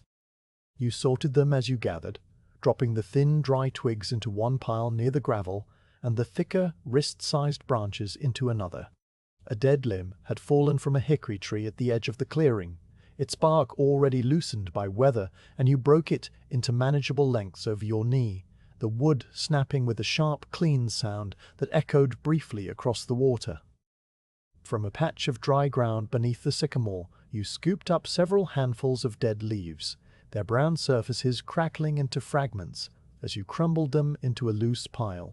When you had gathered enough wood for the evening and into the night, you knelt on the gravel and cleared a small circle for the fire, scraping away the loose stones and the dry grass until you reached bare, mineral soil. You ringed the circle with larger stones carried up from the creek bed, their surfaces smooth and cool from the water, and you set them in place one by one, fitting them together until the ring was solid and even. The fire starting was a quiet ritual, performed with the same slow care you had used at the noonday rest. From your possibles bag you took the flint, the steel, and the small tin box of charcloth, and you set them on a flat stone within reach. You picked up a handful of the crumbled leaves and formed them into a loose nest in the center of the stone ring, then shaved a few thin curls from a dry stick of birch, the pale wood peeling away in long, fragrant ribbons that you tucked into the leaves. The smallest twigs went on top, arranged in a careful teepee that left space for air to move through, and then the slightly thicker sticks laid across at angles. You struck the flint against the steel with a short, practiced motion, the spark jumping bright and brief, and you caught it on the charcloth, lifting the glowing coal to the tinder nest and blowing gently. The smoke rose in a thin, hesitant thread, then thickened, and then the first flame licked up through the leaves with a soft, crackling sound. You fed the flame with patience, adding twigs one at a time, then slightly larger sticks, and within a few minutes a steady fire was burning in the stone circle, its orange light flickering against the grey bark of the sycamore and the pale gravel of the bank. The smoke rose straight up through the still air, carrying the clean, sharp scent of burning birch and the deeper, earthier smell of the dry leaves. You sat back on your heels and watched the fire for a while, letting its warmth wash over your face and hands. The heat felt good after the coolness of the hollow, and you held your palms out toward the flames, turning them slowly, feeling the warmth seep into the joints of your fingers. The creek continued its steady song behind you, and now there was a new sound, the soft pop and crackle of the burning wood, the occasional hiss of a pocket of sap catching alight. The two sounds blended together in a way that was deeply restful, a quiet duet of water and fire that filled the little clearing. You let yourself sit without moving for several minutes, simply absorbing the warmth and the sound, and then you rose and walked down to the creek with the tin pot in your hand. The water was cold and clear, and you filled the pot carefully, holding it just below the surface until the bubbles stopped rising. You carried it back to the fire and set it on one of the stones within the ring, nudging it with a stick until it sat level and close to the flames. Then you unrolled your blanket and spread it on a bed of dry grass near the sycamore, smoothing the wool with your palms and tucking the corners under to keep them from the damp ground. The pack you leaned against the tree trunk, its straps loosened, its contents settled into their familiar shapes. You took out the small bag of parched corn and the last of the dried venison, setting them on a flat stone near the fire, and then you sat on a fallen log that lay half buried in the grass at the edge of the clearing, its bark worn smooth by weather and use. From this seat you could see the creek and the fire and the whole small valley, and you let your gaze wander slowly over the scene, noting the way the light had deepened to a rich gold, the way the shadows of the alders stretched across the water, the way the first faint hint of pink was beginning to color the high clouds above the ridge. The pot began to hiss as the water neared boiling, small bubbles forming at the bottom and rising in quick chains, and you leaned forward to drop in a pinch of dried mint from the leather pouch, the dark flakes scattering across the surface and releasing their sharp, cool fragrance into the evening air. When the tea was ready, you poured it into the tin cup and sat back against the sycamore, the warmth of the cup in your hands a small, steady comfort. You ate the parched corn a handful at a time, the kernels hard and nutty and tasting faintly of the smoke from the fire that had dried them. The venison you tore into thin strips, chewing each piece slowly, letting the saltiness dissolve on your tongue. The food was simple and sustaining, and it filled the quiet hunger that the day's walking had built without demanding anything in return. You drank the tea in small sips, watching the light change as the sun dropped lower behind the ridge. The gold of the sky deepened to amber, then to a soft orange that spread along the horizon like a slow bloom, and the clouds that had been pale wisps now glowed with edges of rose and coral. The creek caught the colors and held them in its shifting surface, the water turning first gold, then copper, then a deep, dusky purple as the light continued to fade. The birds in the alders fell silent one by one, and the crow did not call again, and the only sounds left were the creek and the fire and the occasional rustle of the sycamore leaves in the faint evening breeze. You sat without moving for a long time, the empty cup cradled in your hands, your back against the smooth bark of the tree. The warmth of the fire reached you in gentle waves, and the coolness of the evening air pressed against your back, and the two sensations balanced each other in a way that felt like a slow, deep breath. You thought about the trail you had walked, the deep hollow with its dripping pines, the high ridge with its ferns and wind, the morning stream where you had first knelt to drink, but the thoughts were like the clouds, drifting and formless, dissolving as soon as they gathered. You did not hold on to them. You let them pass, and you watched the fire, and you listened to the creek, and the evening deepened around you in a slow, seamless progression that had no edges and no haste. When the last of the daylight had faded, and the sky was a deep velvety blue scattered with the first faint stars, you rose and went about the final tasks of the camp. You carried the pot and the cup down to the creek and washed them in the cold water, scrubbing the pot with a handful of sand until the tin was clean and bright.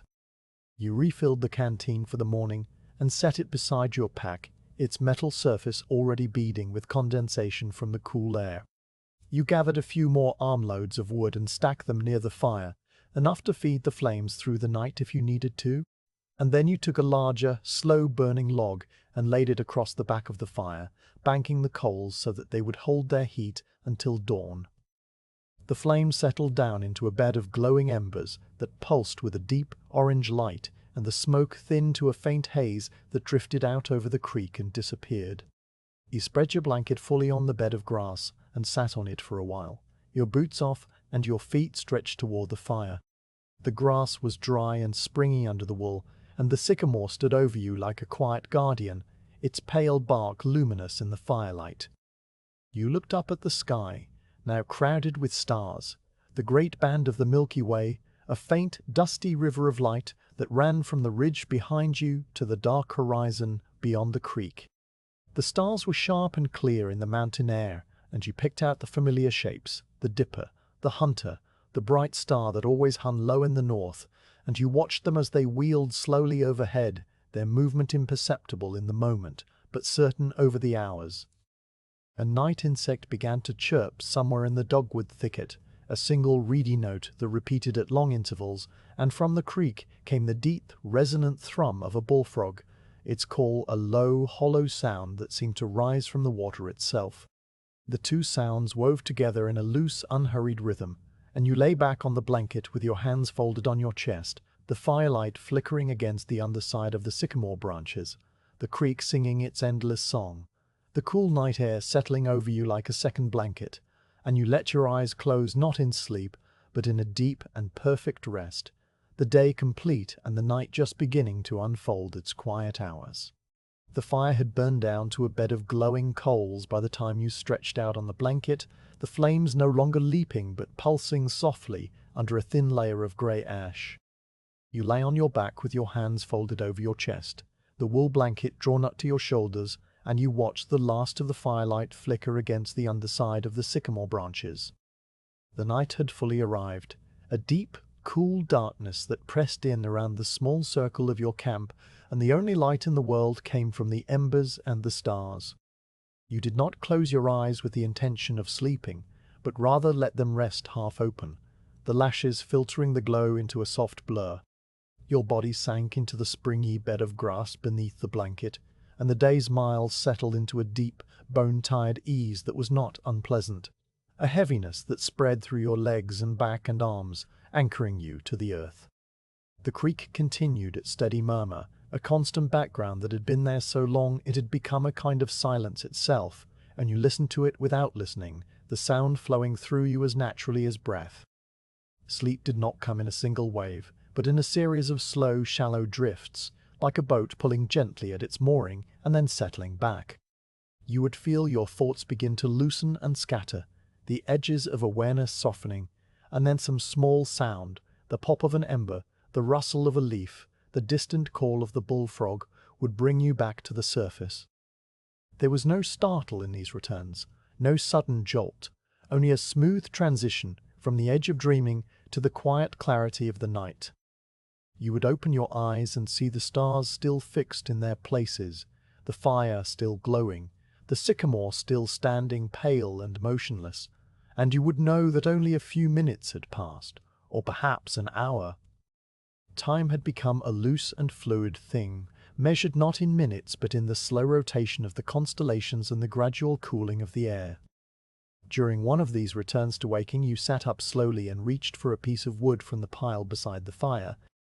The night air touched your face with a sharp, clean coolness, and you felt the dew already beginning to settle on the grass and on the surface of your blanket.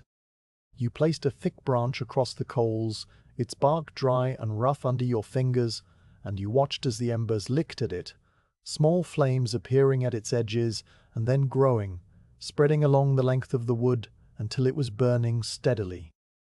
The new light pushed back the darkness a little farther, illuminating the gravel bank and the first few feet of the creek, where the water caught the reflection and broke it into dancing points of orange.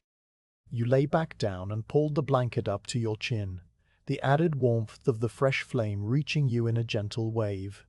The bullfrog called again, 2 low notes in succession, and then fell silent, leaving only the creek and the soft crackle of the new wood. The sky above the clearing was scattered with stars, appearing not as a few bright points but as a dense, dusty field of light that stretched from horizon to horizon. In the mountain air, far from any settlement or smoke, the stars were so numerous that they seemed to overlap, the fainter ones filling every gap between the brighter, and the Milky Way ran in a broad, irregular band from the ridge behind you to the dark tree line beyond the creek. You traced it with your eyes, following its pale, cloudy path as it passed through the constellation of the Swan, whose cross shape hung directly overhead, and then down toward the southern horizon, where it disappeared behind the dark mass of the forest. The stars had a quality of stillness that was not quite absolute, for when you watched a single bright point for a long time, it seemed to tremble slightly, as if it were breathing, though you knew it was only the atmosphere shifting between you and the light. There was no moon yet, and would not be for some hours, so the stars had the sky entirely to themselves, each one a sharp, unwavering spark of cold white fire. You lay there watching the stars wheel slowly overhead, their movement imperceptible in the moment, but certain over the hours, and you marked their progress against the silhouette of the sycamore.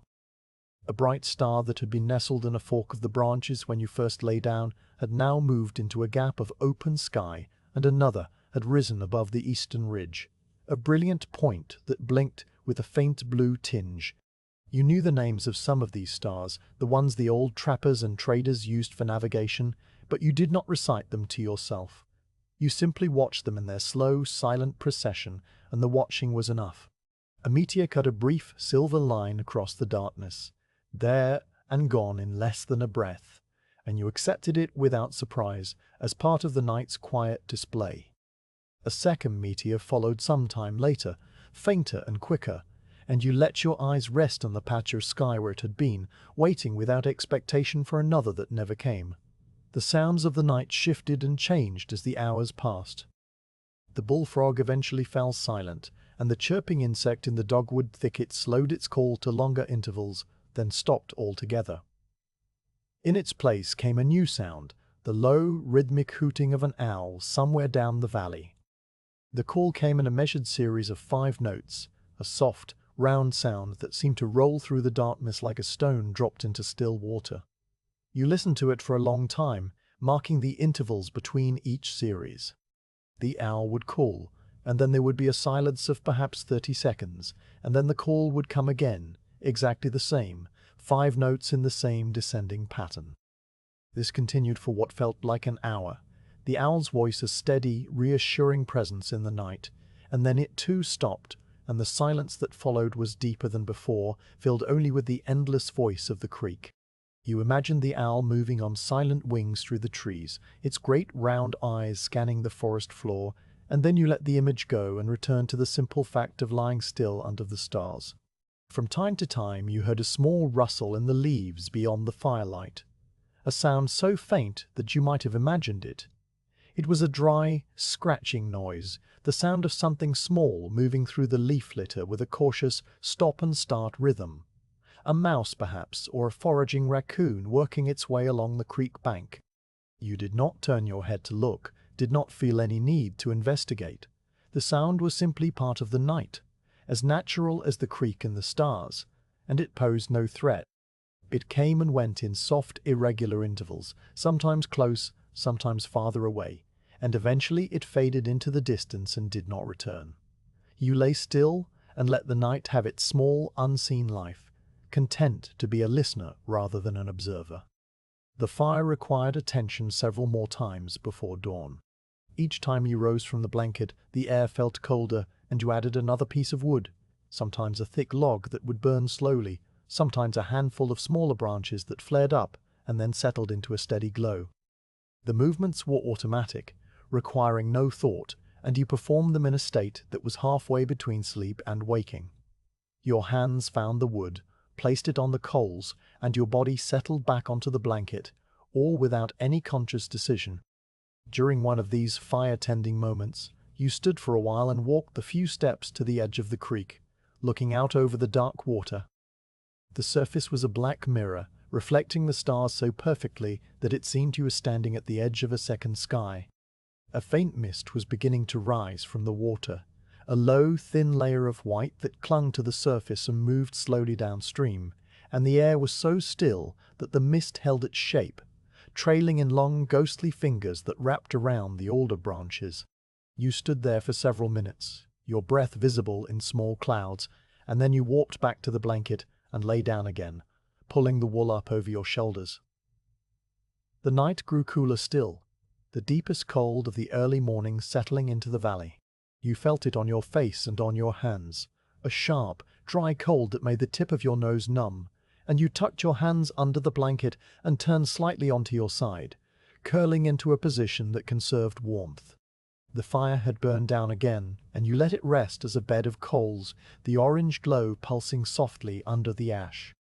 The darkness pressed in a little closer, and the stars seemed brighter for the cold, each one a hard, crystalline point that shimmered in the clear air. You closed your eyes for a time and drifted, not into a deep sleep, but into a state where thoughts passed through your mind like the mist on the creek, slow and formless and without any claim on your attention. You thought about the ridges ahead, the long slopes still to climb, the rivers still to ford. But the thoughts were gentle, without urgency, and they dissolved as soon as they formed. You thought about the valley you had left, the small garden, the smoke from the chimney. But these thoughts too were soft and distant, like memories from another life. They came and went, and you let them. And the night continued its slow, patient turning. At some point in the deep hours, you opened your eyes and saw that the stars had shifted significantly. The swan had moved far to the west, its cross shape now tilted toward the horizon, and new constellations had risen in the east, patterns you did not have names for. The air owed a different quality now, a barely perceptible lightness that was not yet dawn, but the promise of dawn, a thinning of the absolute darkness into something slightly grey. You sat up and added another log to the fire, the last of the thick wood, and you watched as the flames caught and rose, illuminating the mist that had thickened over the creek into a dense white blanket that filled the whole valley floor. The tops of the alders rose out of the mist like islands, their dark shapes sharp against the pale fog, and the sycamore behind you was a ghostly pillar disappearing into the grey. The firelight reflected off the mist, creating a soft, diffuse glow that surrounded the camp, and you sat within that glow, wrapped in your blanket, watching the night begin its slow retreat. The first suggestion of grey appeared low in the east, a faint, colourless light that seeped over the ridge like water through a crack. It was so subtle that at first you were not sure you were seeing it, a mere lessening of the darkness rather than a true light. But as you watched, the grey grew steadier and more defined, spreading along the horizon in a thin band that separated the black silhouette of the ridge from the star-filled sky above. The stars in the east began to fade, not all at once but one by one, the fainter ones disappearing first, then the brighter ones growing pale and then vanishing, as if the sky were slowly wiping them away. The band of grey widened and took on a faint pearlescent quality, a colour that was not quite white and not quite blue, and the mist in the valley began to glow with a soft internal light that came from everywhere and nowhere. The creek emerged from the fog as the light grew, its surface turning from black to silver, and the alders took on shape and detail, their individual leaves becoming visible against the brightening sky. The birds began their tentative morning calls, a single note here and there, questioning and uncertain. A thrush sang a brief phrase from somewhere across the creek, a liquid, descending melody that broke off halfway through as if the bird was still half asleep. Another answered from farther up the valley, its song a little longer, a little more confident, and then a third joined in, and soon the air was filled with a scattered chorus of calls and whistles and trills, each bird adding its voice to the slow awakening of the world. You sat and listened, still wrapped in your blanket, the fire dying to ash beside you. The vigil of the night was over, and you had passed through it without hurry and without incident.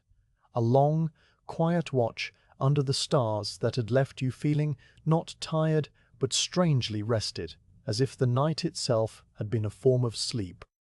The grey in the east was now tinged with the faintest hint of rose, a soft, warm colour that spread along the horizon and tinted the undersides of the few clouds that had gathered there.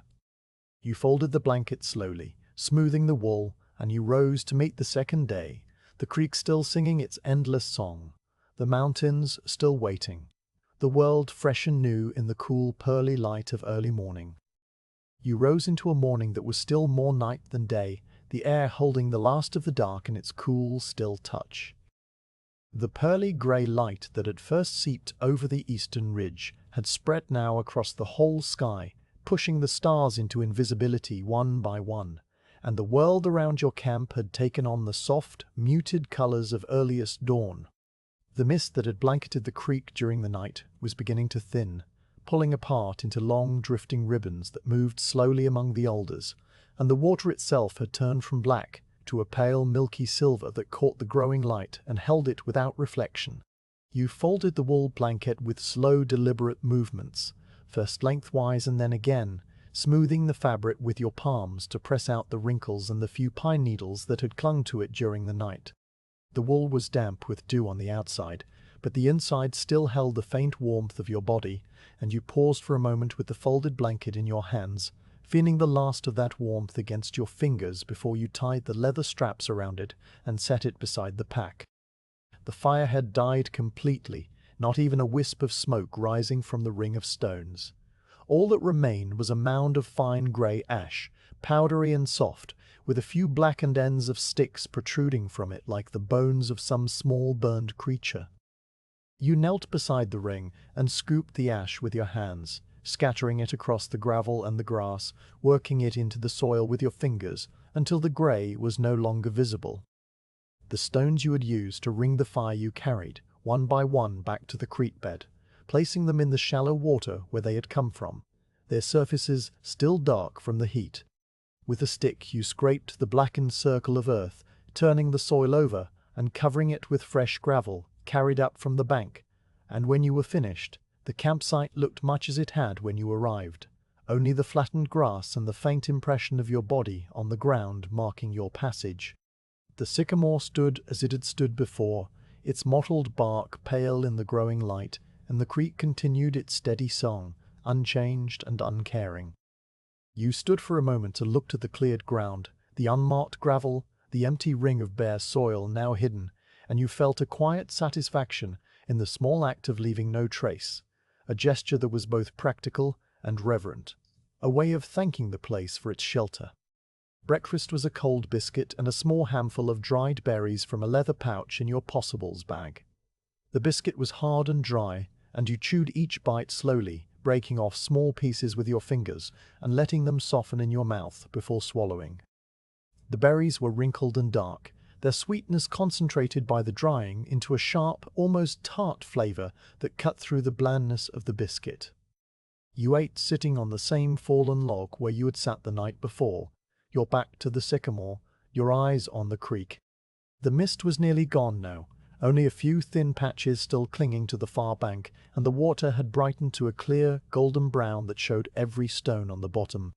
A small fish darted out from under a rock and then back again, a quick flash of silver in the amber current, and you watched the spot where it had vanished until the water smoothed over and there was nothing to see. When you had finished eating, you walked to the creek's edge and knelt to rinse your hands and face. The water was as cold as it had been the day before, a sharp, tingling shock that drove the last of the sleep from your eyes and left your skin feeling tight and clean. You splashed it on the back of your neck and let it run down under the collar of your shirt, the cold tracing a line down your spine that made you shiver once and then settle. You filled the canteen, watching the bubbles rise and the water swirl into the metal mouth, and then you screwed the cap on tight and returned to the sycamore where your gear waited. Packing was a sequence of small, familiar motions that required no thought. The possibles bag went into the pack first, then the cooking pot nested inside its cloth wrapping, then the blanket roll strapped to the bottom, with the leather ties drawn snug. You checked the flint in the rifle's lock, brushed a speck of dust from the pan, and slung the possibles bag over your shoulder. The pack settled onto your back with a familiar weight, the straps finding the grooves they had worn over the days of walking, and you adjusted the left one a thumb's width tighter before lifting the rifle and cradling it in your arm. The sun had not yet cleared the ridge, but the light was strong enough now to cast long, soft shadows, and the air had that fresh, washed quality that comes only in the first hour after dawn. You left the sycamore and the gravel bank behind, stepping back onto the trail where it picked up on the far side of the clearing and began almost at once to climb. The trail led away from the creek at a sharp angle, cutting across the slope in a long diagonal that rose steadily through a forest of mixed hardwood. The trees here were maple and beech and birch, their trunks slimmer than the great oaks of the lower slopes, but still tall and straight, their leaves a fresh, bright green that looked newly washed. The recent darkness had left everything beaded with dew, and as you walked you brushed against low-hanging branches that showered you with cool drops, the water sparkling briefly in the pale light before soaking into the fabric of your shirt. The ground underfoot was a mix of rock and soil, with patches of wet leaves that clung to your boots, and the trail was clearly marked, worn into the hillside by centuries of deer and elk and the men who had come before you, a narrow but unmistakable path that zigzagged upward in a patient series of switchbacks. You settled into the climb with a slow, rhythmic step, your breathing deepening to match the effort, your eyes on the ground just ahead, watching for loose stones and exposed roots.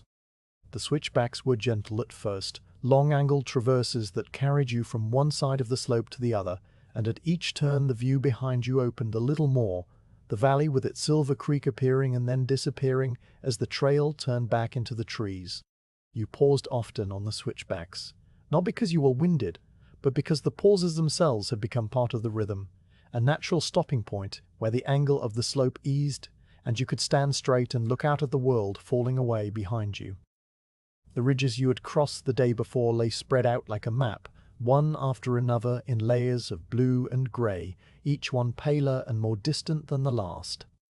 The first ridge was a dark, solid green, its individual trees still visible in the clear morning light, but the second ridge was a softer colour, a blue-green that blurred the edges of the canopy, and the third was a pale blue wash that seemed to float above the valley, and beyond that the ridges faded into a haze that might have been mountains or might have been clouds.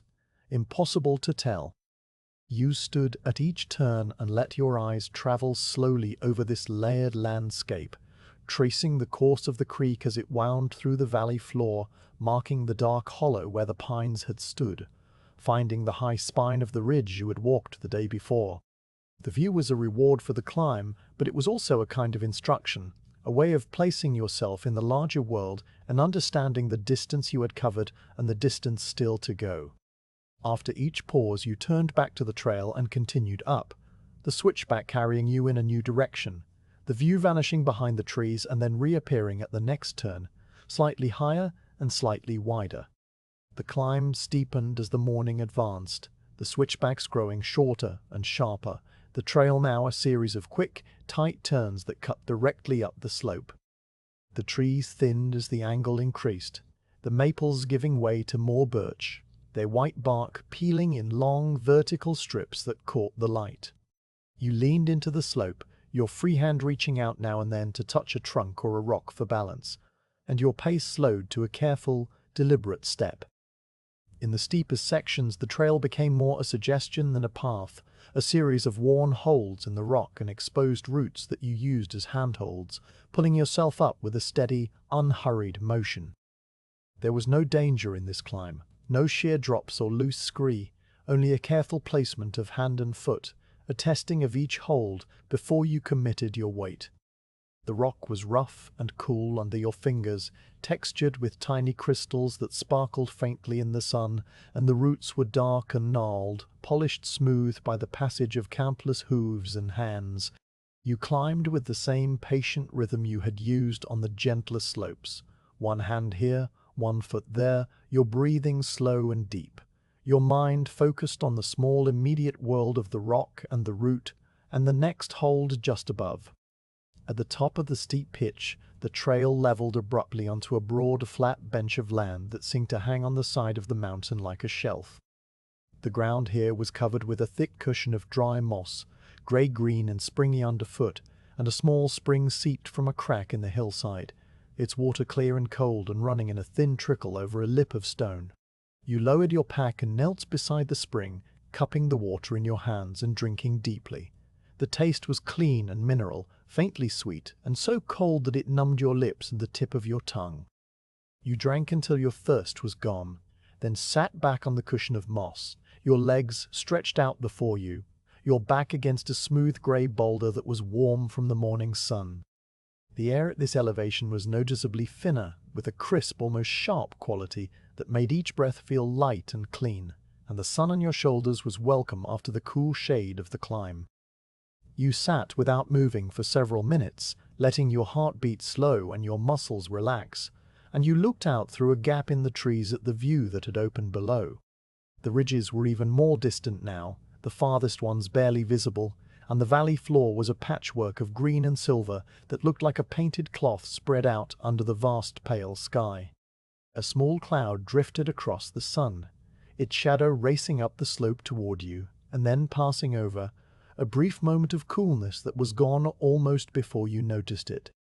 You ate a few more dried berries from the pouch, their tartness sharp on your tongue, and you took a small sip of water from the canteen, and then you sat a while longer in the quiet, listening to the tiny trickle of the spring and the distant cry of a hawk circling somewhere high above the ridge. When you rose and shouldered your pack again, the rest had done its work. Your legs felt fresh and strong, and the thin air no longer seemed so thin. The trail continued along the contour of the mountain, curving around the shoulder of the slope and revealing a new landscape as it turned. The dense forest of the switchbacks gave way to a more open country, a long, gentle incline that rose before you in a sweep of low blueberry bushes and scattered weather-rounded boulders.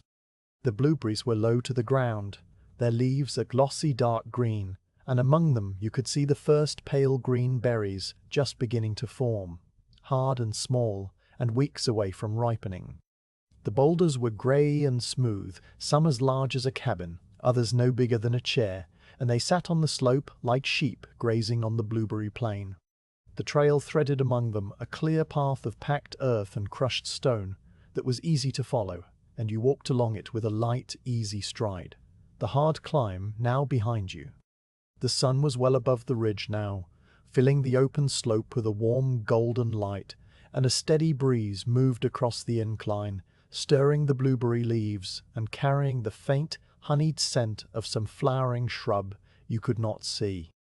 The breeze cooled your face and dried the last of the dew on your clothing, and you walked on through the boulders, the high ridges drawing closer with each patient step, the morning still young and the trail still leading upward into the blue, open sky.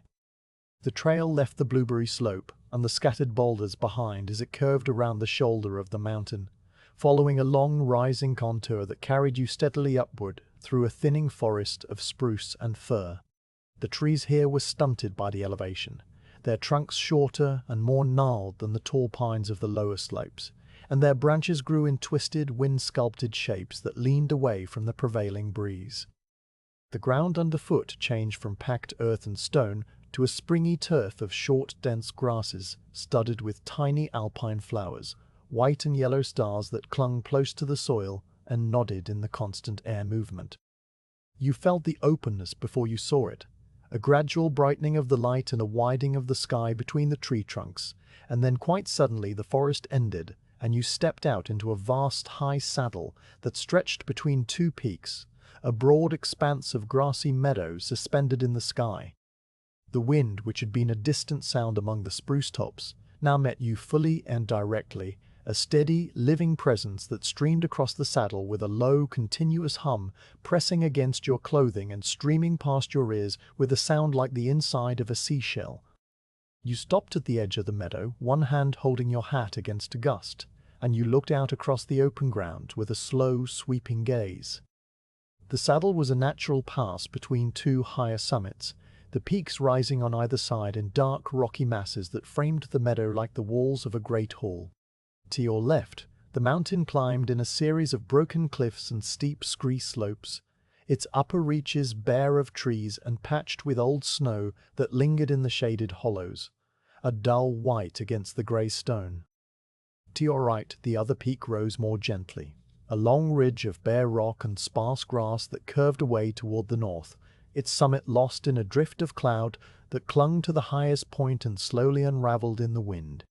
Between these two guardians, the saddle itself spread out like a rumpled green blanket, perhaps half a mile across and twice as long, a level or gently rolling expanse of grassland that had been cropped short by the wind and the cold and the passage of grazing animals. The grass was a pale, bleached green, bending and rippling under the wind in waves that raced across the meadow like shadows on water, and scattered through it were patches of small flowers, white catchfly and yellow cinquefoil, and the deep blue of mountain gentians, their colors vivid against the muted tones of the grass. A few large boulders dotted the saddle, erratics left behind by some ancient ice, their surfaces weathered and cracked and covered with crusty orange and grey lichens that spread in slow circles. There were no trees here, for the wind and the elevation would not allow them, and the openness was complete, a full circle of sky and grass and distant peaks that stretched in every direction. You stepped forward onto the turf, and the ground yielded slightly under your boots, springy and resilient, a dense mat of roots and soil that had been centuries in the making. The trail through the saddle was faint, marked more by the absence of flowers than by any worn path, a subtle line of slightly shorter grass that wound among the boulders and followed the gentlest contours of the land. You walked along it with a slow, measured pace, your head turning constantly to take in the sweep of the view. The wind was a constant companion, sometimes gusting strongly enough to make you lean slightly into it, sometimes dropping to a steady, pushing flow that filled your ears with its low roar.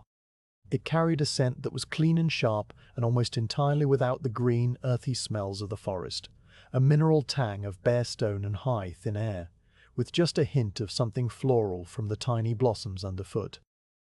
The temperature was cool but not cold, the sun warm on your face and hands when the wind allowed you to feel it, and the sky overhead was a deep, clear blue that seemed darker than the sky of the lowlands, a pure cobalt that shaded almost to violet at the zenith. A few high clouds drifted there, thin and wispy, moving faster than the clouds below, their shadows racing across the meadow and then climbing the flank of the eastern peak before vanishing over the ridge. You paused often in your crossing, not from weariness but from a simple desire to stand still and absorb the immensity of the place. At one stop, you set your pack down on a flat boulder and walked a few paces away to the very center of the saddle, where the land was so level that you could not tell which way the water would flow if rain were to fall. You turned slowly in a full circle, your eyes traveling from the eastern ridges, now a rumpled carpet of green that rolled away to the horizon, to the western ranges, new mountains that rose darker and more heavily forested, their shapes unfamiliar and full of the promise of the days ahead. The double-peaked mountain you had sighted earlier in the journey stood out clearly to the northwest, its twin summits sharp against the sky, and you fixed its position in your memory, a landmark for the path to come. The wind pushed at your back and then at your side as you turned, and you let it move around you without resistance, feeling for a moment like a stone in a stream, still and centered while the world flowed past. The clouds above the western peaks were building into taller shapes, their tops bright white and their bottoms a flat grey, and you noted them with the quiet attention of one who knew that mountain weather could change, though for now the sky over the saddle remained clear and blue and full of sun. You returned to your pack and sat on the boulder for a time, eating a small piece of dried meat and drinking from the canteen.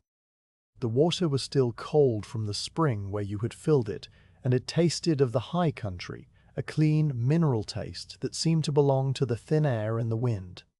While you sat, a raven flew overhead, its black shape stark against the blue, and it called once, a deep, resonant croak that echoed off the rocky walls of the peaks and then faded. You watched it fly the length of the saddle, its wings beating slowly and then gliding, riding the updrafts along the eastern peak, and then it dipped below the rim of the meadow and was gone.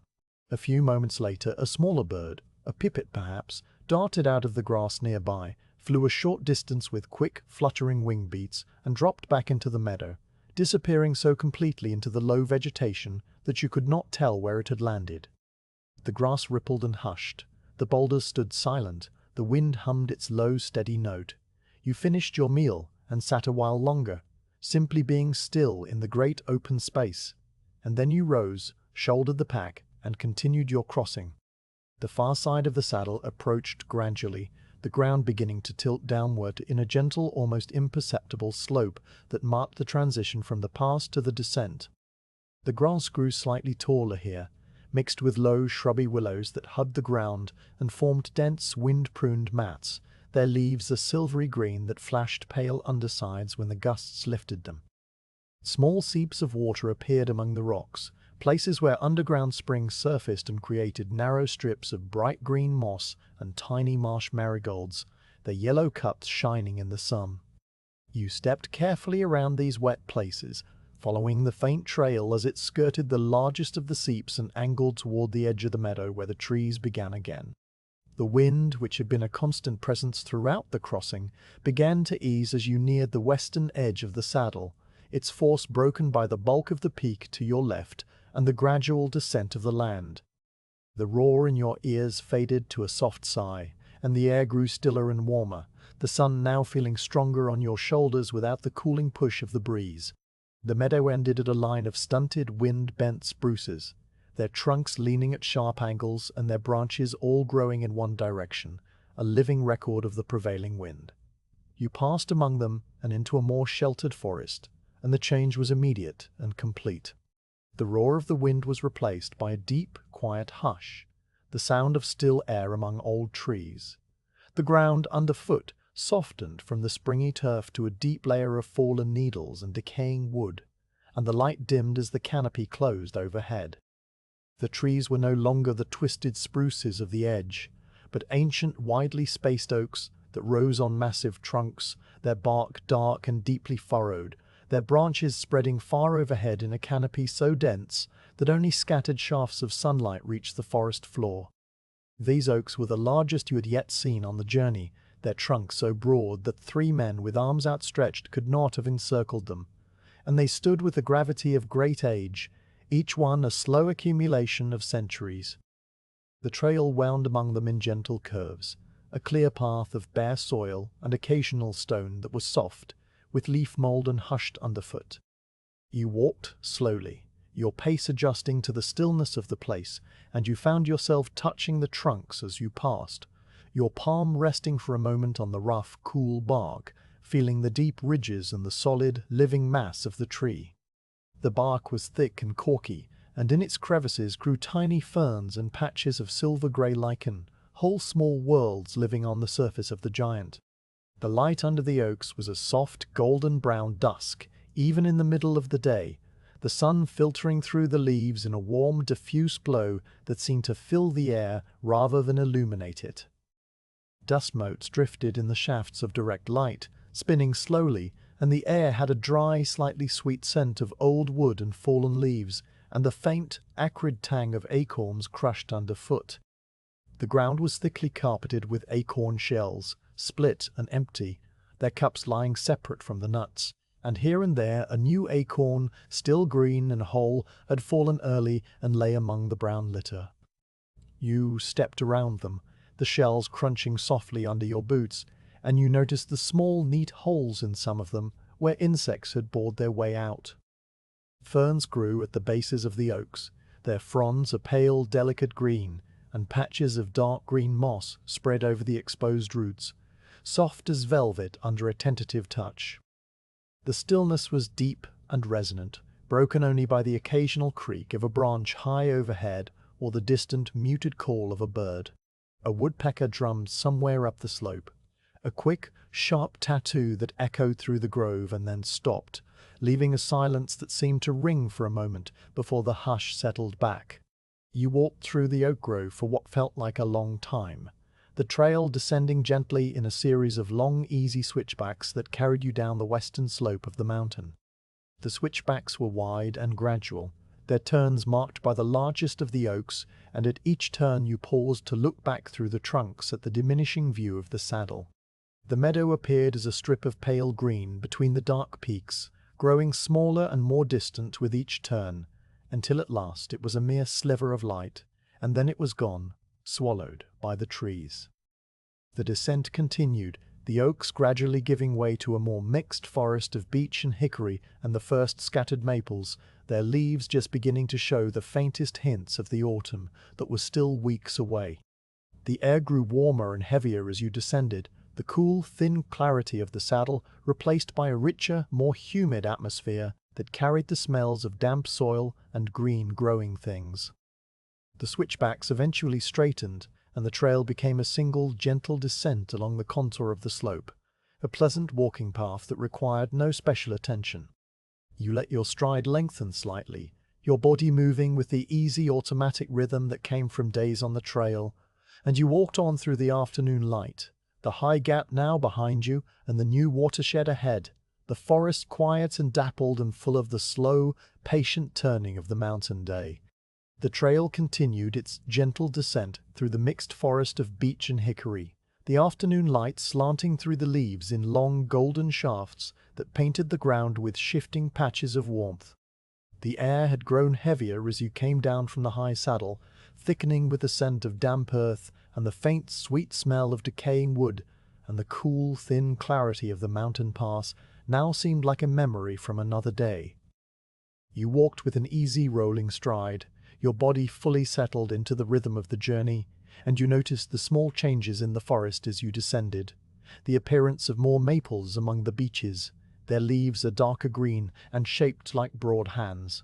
The increasing number of ferns that lined the trail in thick green clusters. The gradual return of the small birds that had been absent in the high country, their quick calls and rustlings filling the air with a busy, cheerful noise.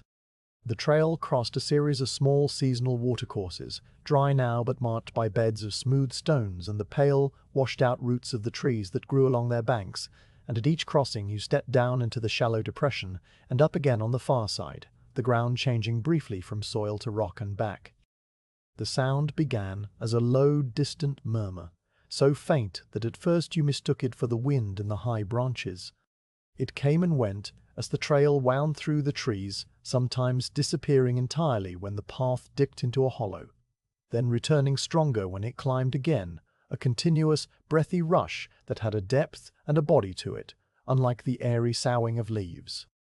You paused on a level stretch of trail and listened, tilting your head slightly, and the sound clarified itself.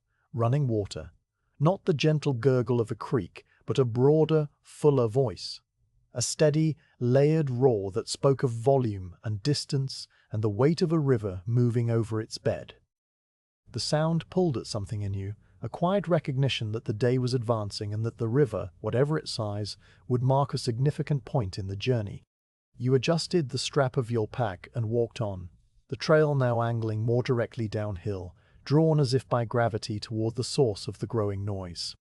The trees began to thin as you descended the final slope, the forest opening into a wider, brighter space that was filled with the sound of the water. The roar grew from a murmur to a steady, rushing thunder that filled your ears and made the air itself seem to vibrate. And through the last screen of alders and willows, you caught your first glimpse of the river, a broad, glittering expanse of moving light.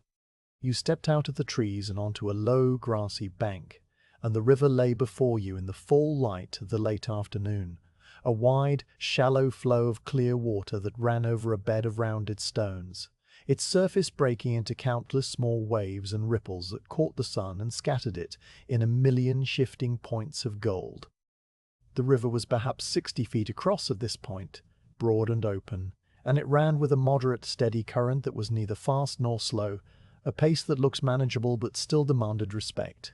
The water was so clear that you could see every detail of the bottom, the smooth, multicolored stones in shades of gray and brown and pale ochre, the darker patches where the channel deepened slightly, the occasional flash of a fish turning in the current.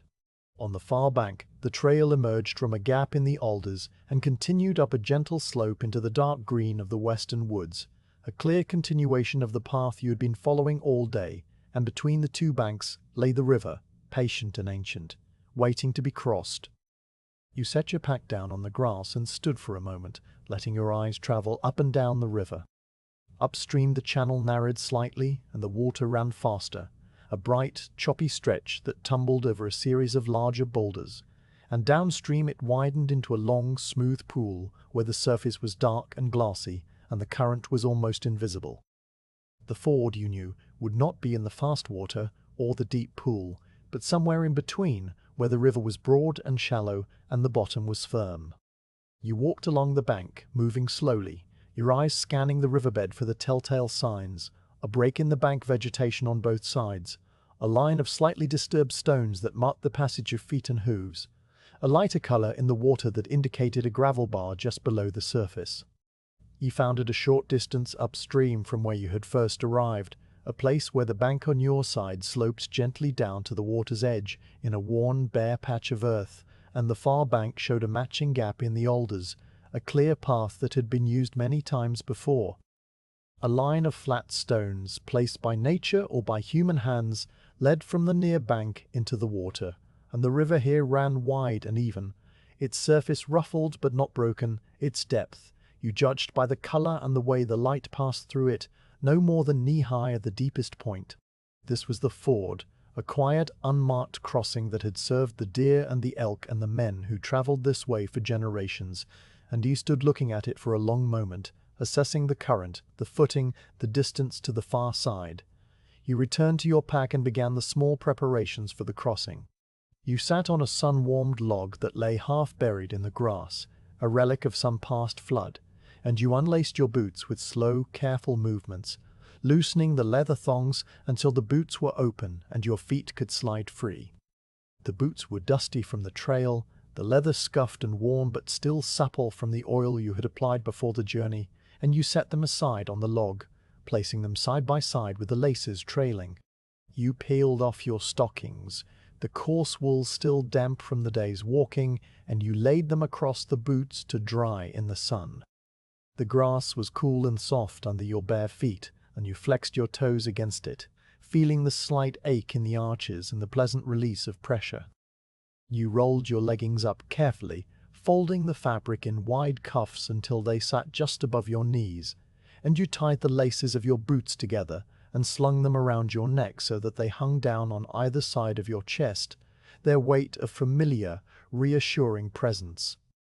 The rifle you checked once more, ensuring the lock was dry and the powder was protected, and then you lifted it across your shoulder, the barrel pointing skyward. The pack you would carry as usual, its weight balanced on your back, and the possibles bag you tucked securely under the top flap where it would stay dry. The canteen you left hanging from its strap, for it was already wet and would come to no harm. With everything arranged, you stood and walked to the water's edge, the grass giving way to gravel and then to the first smooth stones of the riverbed. You stepped into the water with a slow, deliberate motion, placing your bare foot on a flat stone just below the surface. The cold was immediate and complete, a sharp, penetrating chill that shot up through the sole of your foot and into your ankle and calf, a shock that made you draw a quick breath and then hold it. The water was colder than the mountain streams you had crossed, cold with the deep, bone-reaching cold of snow melt and high springs, and it gripped your flesh like a tightening band. You stood for a moment with one foot in the water and one on the bank, letting the cold do its work and your body adjust, and then you stepped forward with your other foot, committing yourself fully to the river. The water rose to your ankles, then to your shins, the cold climbing with it, and you felt the current push against your legs with a steady, insistent pressure, not strong enough to unbalance you, but enough to remind you that the river was a living thing, always moving, always pulling toward the distant sea. You took another step and then another, moving slowly and deliberately, each foot placed carefully on the stony bottom, tested for stability, before your weight shifted forward. The stones were smooth and rounded, worn by centuries of water, and some of them were slick with a thin film of algae, a faint green coating that made them treacherously slippery. You learned to feel for the rougher stones, the ones that had been recently turned or that sat in the faster current where the algae could not grow, and you placed your feet on these with a careful, probing touch. The water deepened as you moved farther from the bank, rising past your knees and swirling around your thighs, the cold now a constant numb presence that seemed to erase the boundaries of your legs.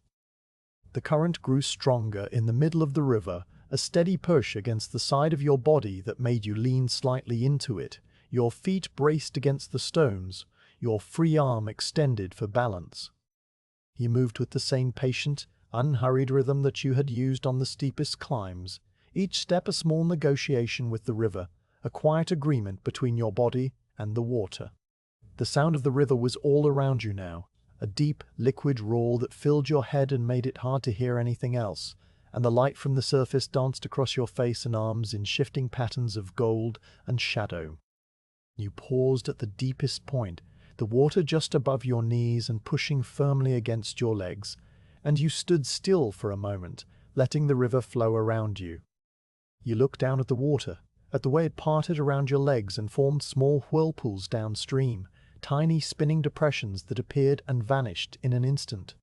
The stones on the bottom were queer and distinct, each one visible through the crystalline water, and a small fish, no longer than your finger, darted past your ankle and disappeared into the deeper shadows. The cold had numbed your feet entirely now, and you could no longer feel the texture of the stones, only the solid fact of their presence under your soles. The sun was warm on your back and shoulders, a pleasant contrast to the cold below, and you stood there for a long, suspended moment, balanced between the warmth of the air and the chill of the water, the river's voice filling your ears, the current tugging at your legs with a gentle, persistent insistence. Then you lifted your foot and took the next step, and the water began to recede. The far side of the river approached with each slow, careful stride. The water dropped from your thighs to your knees, then to your shins, the cold releasing its grip by degrees, and the current slackened as you neared the bank, its push fading to a gentle lapping against your ankles. The stones on the bottom grew smaller and more loosely packed, and the last few steps were through a shallow, sun-warmed margin where the water was only a few inches deep and the stones were dry and warm on top. You stepped out of the river onto a gravel bar that sloped gently up to the far bank, your bare feet sinking slightly into the loose, dry stones, and you walked a few paces up the bar before stopping to let the water run off your legs. The air felt warm on your skin after the cold of the river, and you stood for a moment, dripping and still, your leggings wet at the cuffs, your feet pale and numb, and slowly beginning to tingle as the blood returned. The far bank was a mirror of the one you had left, a grassy slope shaded by alders and willows, and the trail was clearly visible, a worn path leading up from the gravel bar and into the trees. You walked up the bar to a large, sun-bleached log that lay half in the grass and half on the gravel, the same log you had noticed from the other side, and you sat down on it heavily, the wood warm and smooth under you. You lifted the boots from around your neck and set them on the log beside you, and you sat still for a time, letting the sun dry your skin and the warmth seep back into your legs. The drying was a slow, patient process. You took the cloth from your pack, a square of soft, worn linen, and you dried your feet carefully, first one and then the other, wiping away the last of the river water and the small bits of gravel that had clung to your soles. The skin of your feet was wrinkled and pale from the cold water, and you rubbed them briskly with the cloth, the friction bringing a warm, prickling sensation that was not unpleasant. You dried between your toes, where the water still lingered, and you dried your shins and your calves, the cloth growing damp in your hands. When your feet were dry, you pulled on the stockings, the coarse wool warm and slightly scratchy after the smooth coolness of the water, and then you pulled on your boots, lacing them with the same slow care with which you had unlaced them. The leather was warm from the sun and molded to the shape of your feet, and the feeling of being shod again was a small, quiet comfort. You stood and stamped your feet a few times on the gravel, settling the boots into place, and then you rolled your leggings down and brushed the bits of dried grass and leaf from the fabric. The crossing was complete, the river now behind you, its voice already beginning to fade into the background as you turned your attention to the trail ahead. You shouldered the pack once more, settling the straps into their familiar positions, and you took up the rifle from where you had leaned it against the log. The trail from the ford led up the bank through a narrow gap in the alders and then curved gently into the forest, a clear, well-worn path that was easy to follow.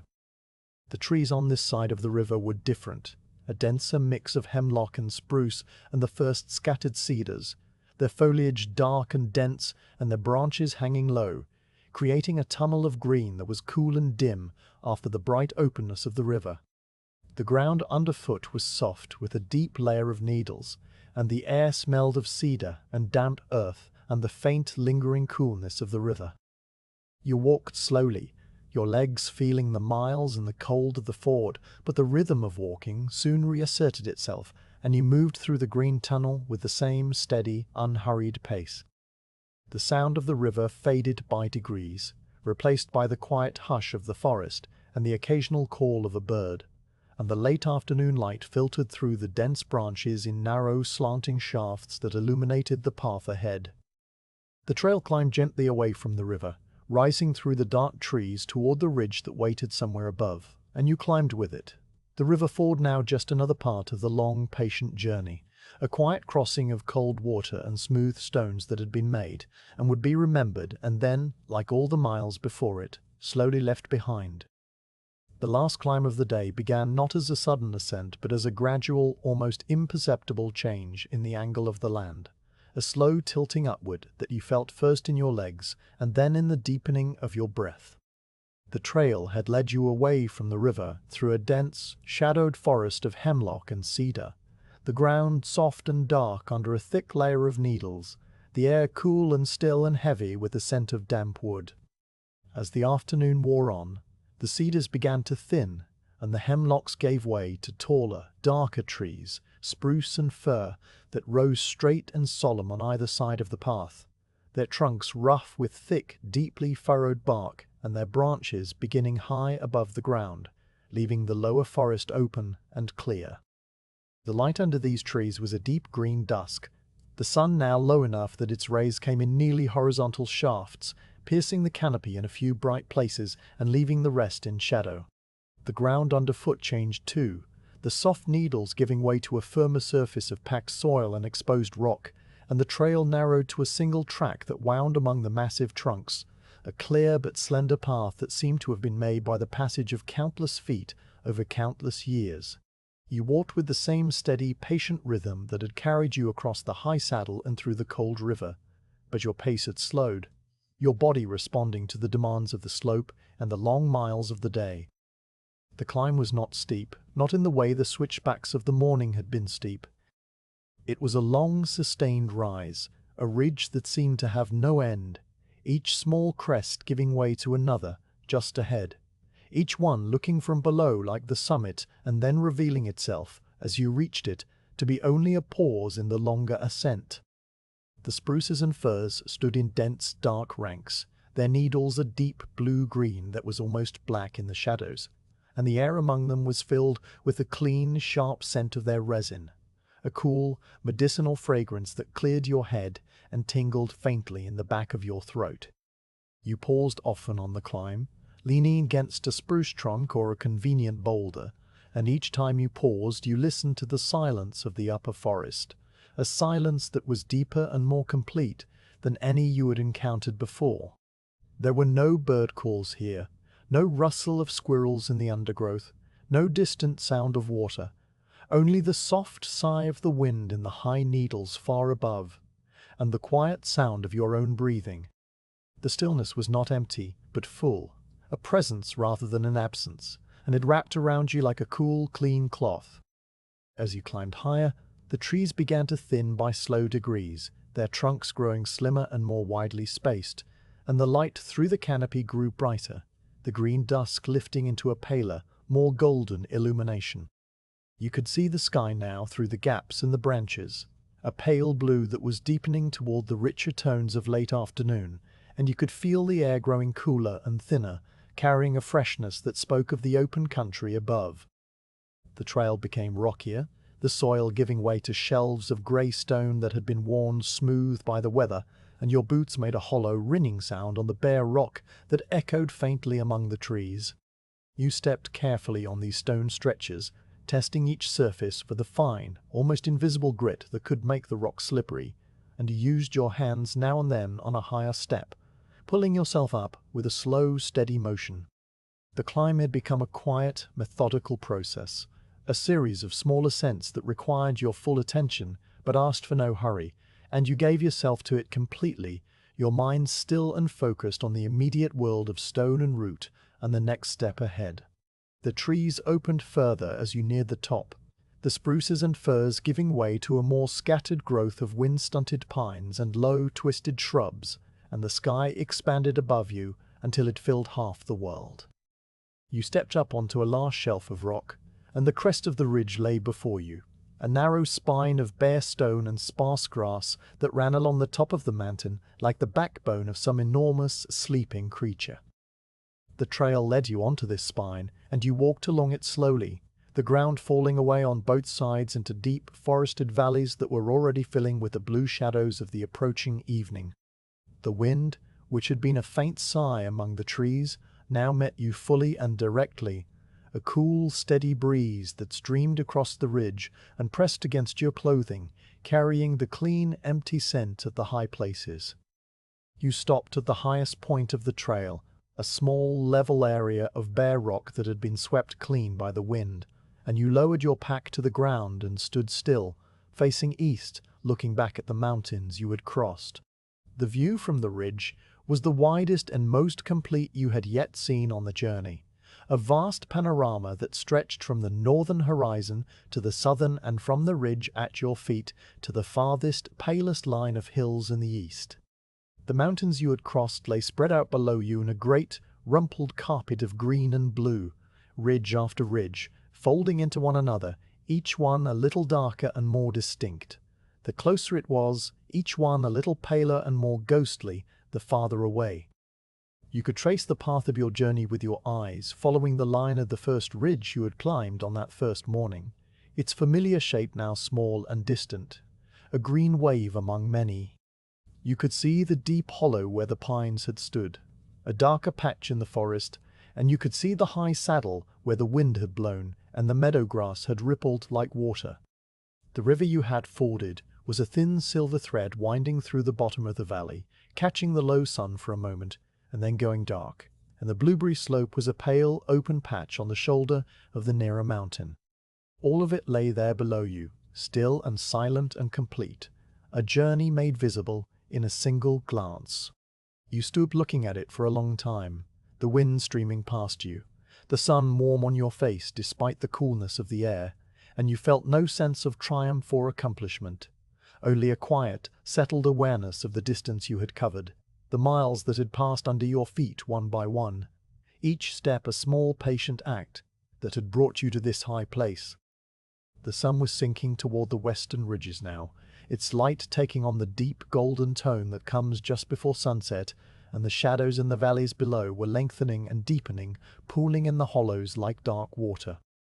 The clouds that had been building over the western peaks were now touched with color, their tops bright gold and their undersides a soft, dusty rose, and they drifted slowly across the sky in a procession that seemed to have no beginning and no end.